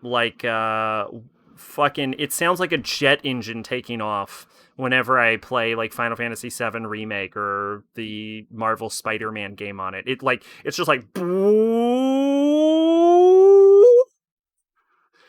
it's like, are you going to explode? You sound like you're gonna explode. I sound like I'm gonna get shot by a fucking Titan or something. Yeah, the PS4, like, it might be slightly more powerful than the Xbox One, but it is shoddily constructed. It's a fucking jet engine on ludicrous speed when playing Borderlands 3. Oh, I fucking believe you. Any, late system, like, late generation games that are trying to fucking run on a PS4, it is just a nightmare. Like a constantly moving explosion.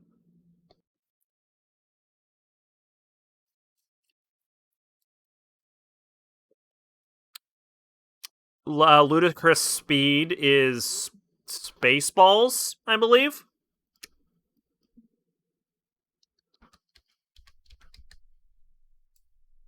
How'd I do? Spaceballs! Nailed it! Oh, it was also a 2015 electronic music album by the artist F777. It would have been funnier if I had said that. I did not know that, but it would have been funnier had I said it. It is also maybe a Steam game. It is also a Steam game. It is it's like an audio surfing game, but in a VR headset. I don't get motion sick. That sounds like that would even make me vomit. Like, all of those colors and all of that motion speed, like, zooming around, that sounds like that just does not sound like that would work well.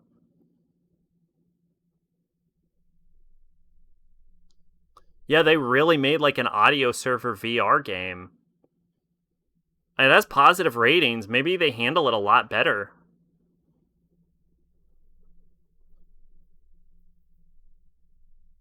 Yeah, maybe they handle it better than... Maybe I guess it doesn't make you puke. This sounds like it would make you puke, though. I also had to stop doing Audio Surfer, which I used to do a lot earlier in my Twitchy career. I think before I even started Favorite Search. Even though that was like a fun time, simply because Twitch could not handle it. It was actually a Twitch problem. Like, the screen would freak out and break. Give me that, you petty excuse for an officer. Now hear this, ludicrous speed, go. I just got a serious case of deja vu. I feel like this conversation has been had before.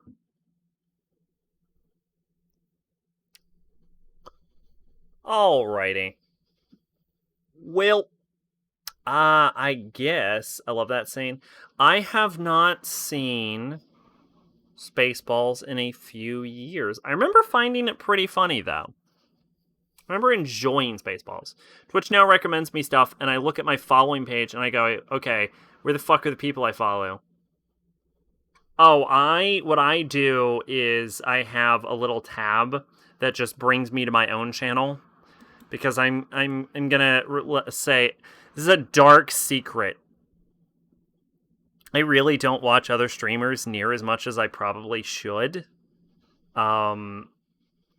I just kind of go on my own channel and then stream on, like, Thursdays and Mondays for, like, 12 hours.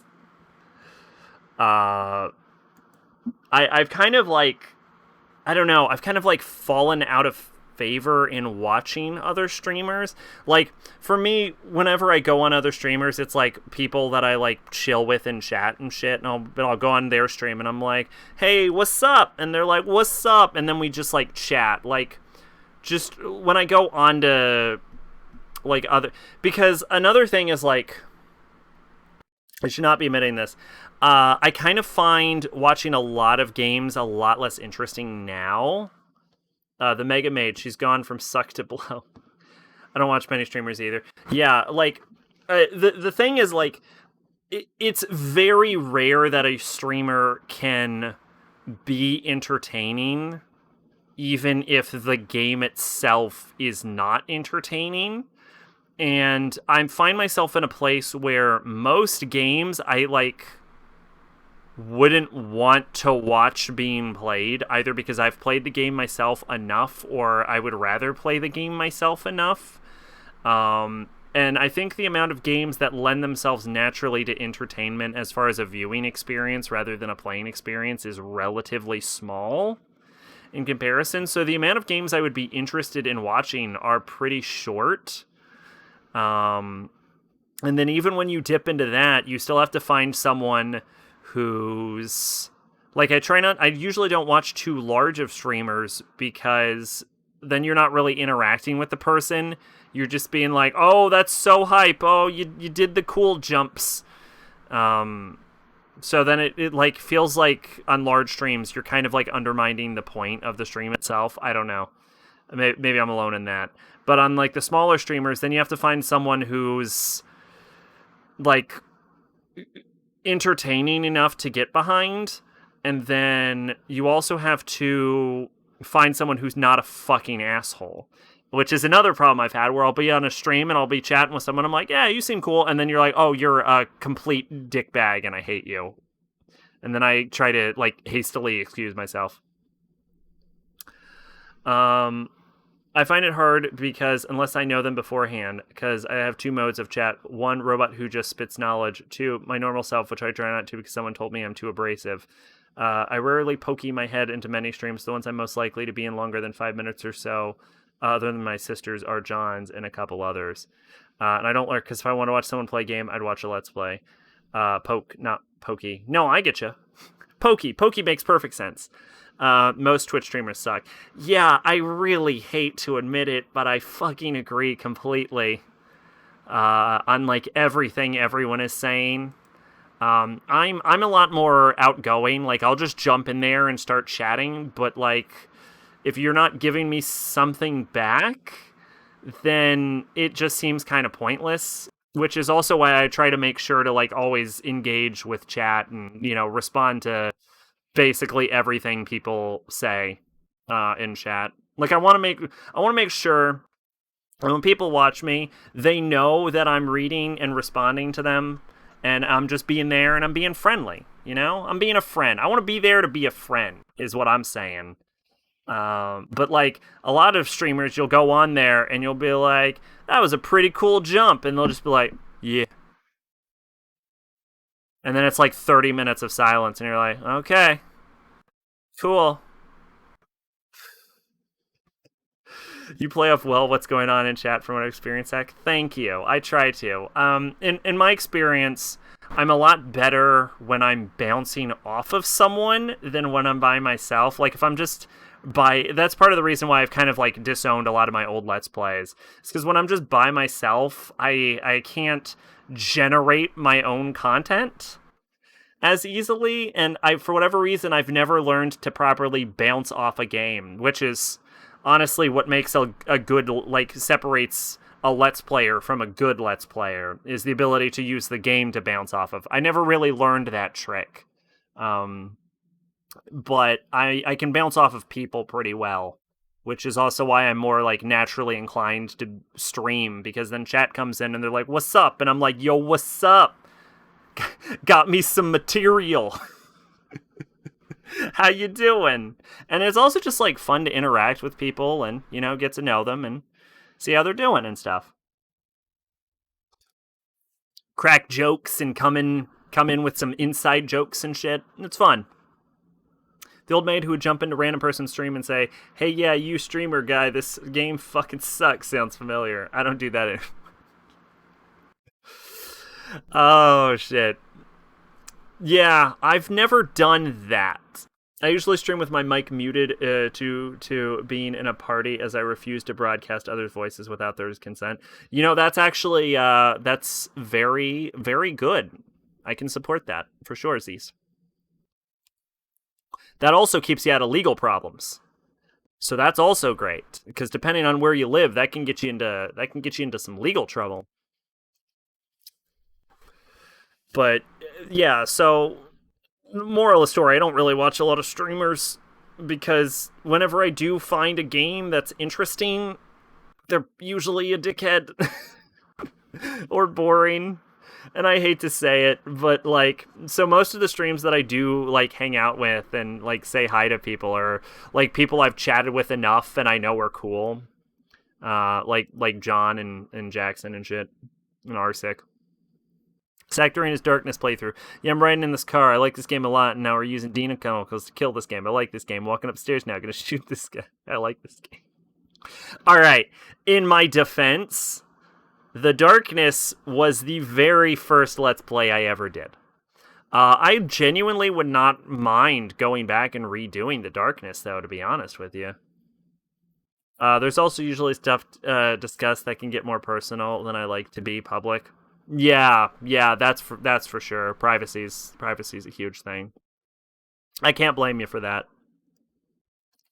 But wait, who the fuck is this? I was just going through my following thing, and I just saw someone's face, and I have no idea who this person is. Okay, well, that's weird.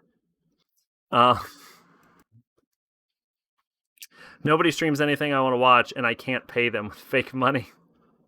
Did you see my Deadpool stream? I did. Oh, I saw that you posted on promotion, but I think it was over by the time I saw it. How did that go, by the way? Mac tier.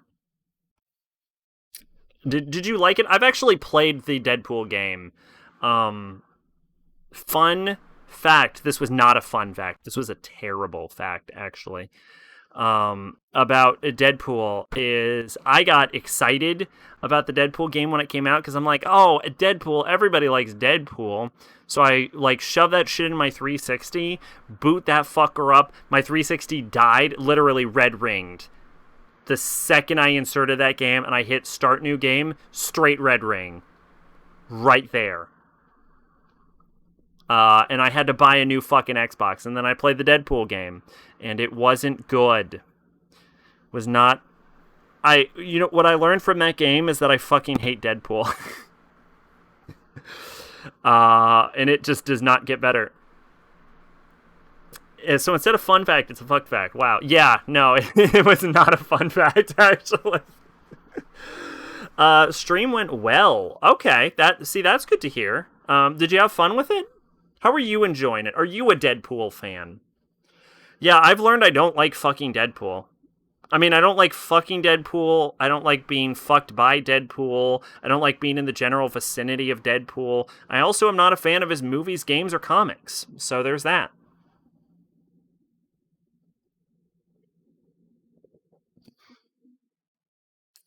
Uh, phrasing, you gotta watch that shit. Not a hardcore fan. Yeah, I don't blame you. I got the Deadpool game from Blockbuster. The last Blockbuster? Why would you fuck Deadpool hoping for regeneration to be transferred?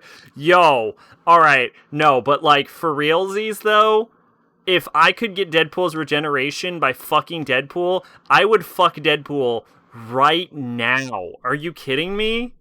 If you could get superpowers by fucking someone, I'd fuck everyone, man. And there is no one who you would not fuck for their superpowers. That is wrong. That is not true. There's probably plenty of people you would not fuck for their superpowers. There is a kid in X-Men who had the most unfortunate... This is a spoiler for an X-Men comic no one is ever going to read, so I don't mind spoiling it. There is a X-Men comic where... Excuse me. You find out that a kid has a mutant power. And as it turns out, his mutant power is that he has the ability to explode. Once. he explodes and dies. That's the worst fucking power. Played it with a friend. We ate this very salty pretzel. The Blockbuster in my city before it became something else. Oh, okay, gotcha. You need to be the recipient. But look, if what you're telling me is that I can get Deadpool... First off, it's Wolverine's regeneration. But if I can get Deadpool's regeneration and all that it is required is for him to fuck me in the asshole, Deadpool can fuck me in the asshole tonight. Be careful hooking up with Spidey. Yeah, that would be unfortunate. That is an unfortunate mix-up with Spidey and Deadpool, because we know that Spidey can give you cancer with his radioactive semen. So if you get fucked by Spidey and you get cancer from radioactive semen, and then you get fucked by Deadpool and you get his regeneration, then his regeneration duplicates the cancer you get, and then you just become regular Deadpool, but without the teleportation devices. Worse would be anyone you make love to dying in the act guaranteed. Oh yeah, there are people with that power too. Yeah, that's also not great. Guaranteed would have really weird interplay with other superpowers. What you would want to do is like what you have to do is you find someone who's immortal, you fuck them for their immortality superpower, and then you fuck the person who has the guaranteed to die if you have sex with them superpower. I don't know why you would want this superpower, actually. This sounds like a bad power. Especially if you actually love them. Yes. This sounds like a bad power, actually. This sounds like someone whose power you don't want to steal. I just want to be clear. This is an actual... This is a light novel. For those that don't know it, they made a light novel about this exact concept. Light novel prostitute.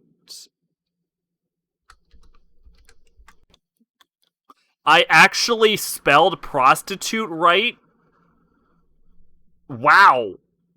I really just, wrote random fucking letters down. How did I accidentally stumble into this? Oh, look, another... No. There's light novel for everything. What is it called? No. It might have been removed. It's a real fucking thing, I guarantee you. Okay, it is called J.K. Haru is a Sex Worker in Another World. Here's the basic idea. A high school girl, and this, like, dude get killed by a truck. They end up in another world, and God's like, here's your fucking superpowers. And the boy got, like, super awesome isekai protagonist superpowers. And then the girl got, like, the shittiest superpower ever, which is, like, your superpower is that if you have sex with someone, you can, like, absorb their powers. So she becomes a prostitute, and then she fucks, like, everyone, and she steals the isekai protagonist's power, and then God's like, damn, I hear you're a pretty good prostitute. And she's like, I'm a pretty good prostitute. And then he, like, fucks her, and then she steals God's powers, and so she becomes the strongest, like, character, just like every isekai protagonist, but she does it through sex. Which is an ability, I guess. I have a furry character that can make people immortal, but they have to give up the ability to lie. See, I would rather keep the ability to lie and just fuck someone who's regularly immortal, you know? Like, I don't know, Immortal Man. That sounds real. That sounds stupid enough to be a real character. Is that a real character, Immortal Man? Immortal Man. It's a novel, apparently. Nope. Wait a minute. Oh, no. Immortal Men is a comic. Nope. Immortal Man is a comic. It is. He appears in 51 issues. I think he's a Flash villain. Sick. Oh, it's Vandal Savage. I'll fuck Vandal Savage. I'll fuck Vandal Savage for immortality.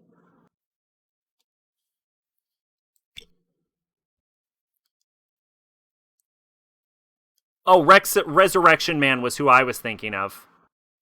I was thinking of Resurrection Man. But I'll take Vandal Savage. He'll be my runner-up. There's One Punch Man. Yeah, you could fuck One Punch Man. See? Light novel titles in a nutshell. That time, me and my sister were sent to hell, and I met a succubus who told us how to escape now. And me and my transgender girlfriend wage our war against heaven and hell. Is that real? I can't even tell if that's real. There was one I've seen recently. By the way, I posted in my Discord a whole thing about isekai titles. Like, Gigok had, like, an AI generate them. It was a really fun video. But there was one I heard recently, that was so fucking ridiculous, I could not believe it. Isekai titles. Like, I know they get bad, but this one is, like, next level bad. Here's a list of them. No. Oh, that's JK Sex Worker right there. Reincarnated as a slime. Reborn as a vending machine. Yeah. Everyone knows vending machine. Where is it? There's one, like, perfect one. Like, the absolute most ridiculous fucking title. I made it using 80% predictive text. Fair enough. Nope, it's none of this. Although, World End, What Do You Do at the End of the World? Are You Busy? Will You Save Us? Is literally so long of a title that it is the only title I have in my anime list, on my own personal anime list, that is so long that Mal needs a second line of text to fucking fit it. These are best isekai titles. Hang on. Isekai title. I feel like I have to spell isekai correctly. That'll help. God, I need to find this. I need to find it.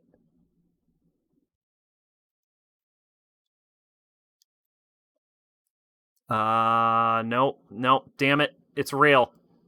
Oh, everyone's upset. They're like, damn it, Sack, why didn't you find it? Oh, no.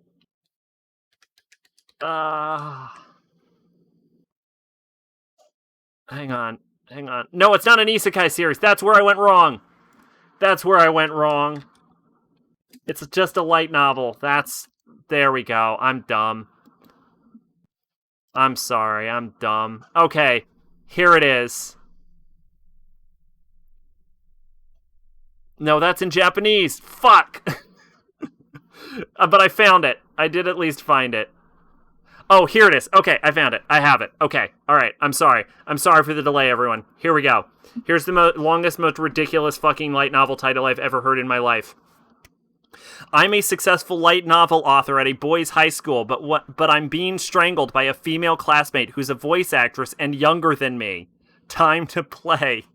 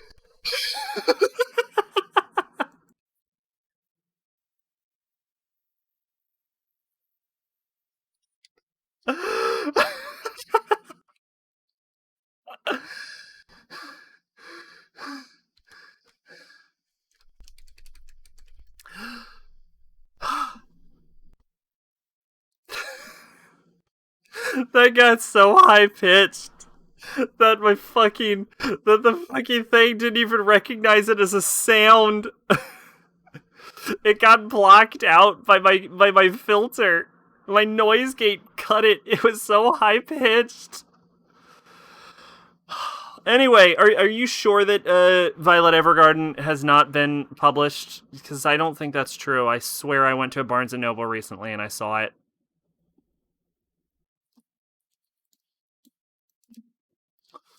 Because I thought I saw it on. I'm pretty sure I saw it in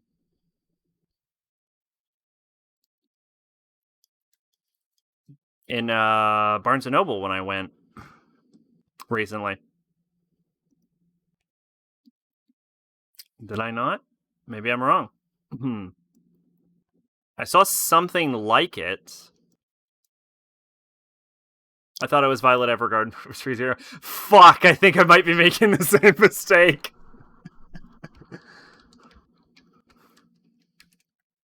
Oh, I need to catch up with ReZero.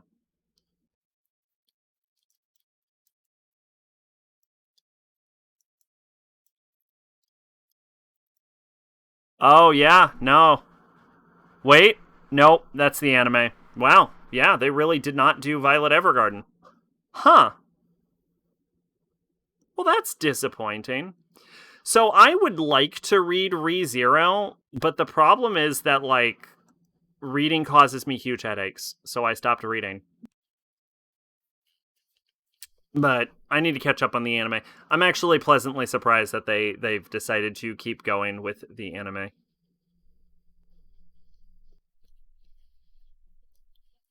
Oh man, I was gonna close out this tab about long light novel titles, but this one hits too close to home.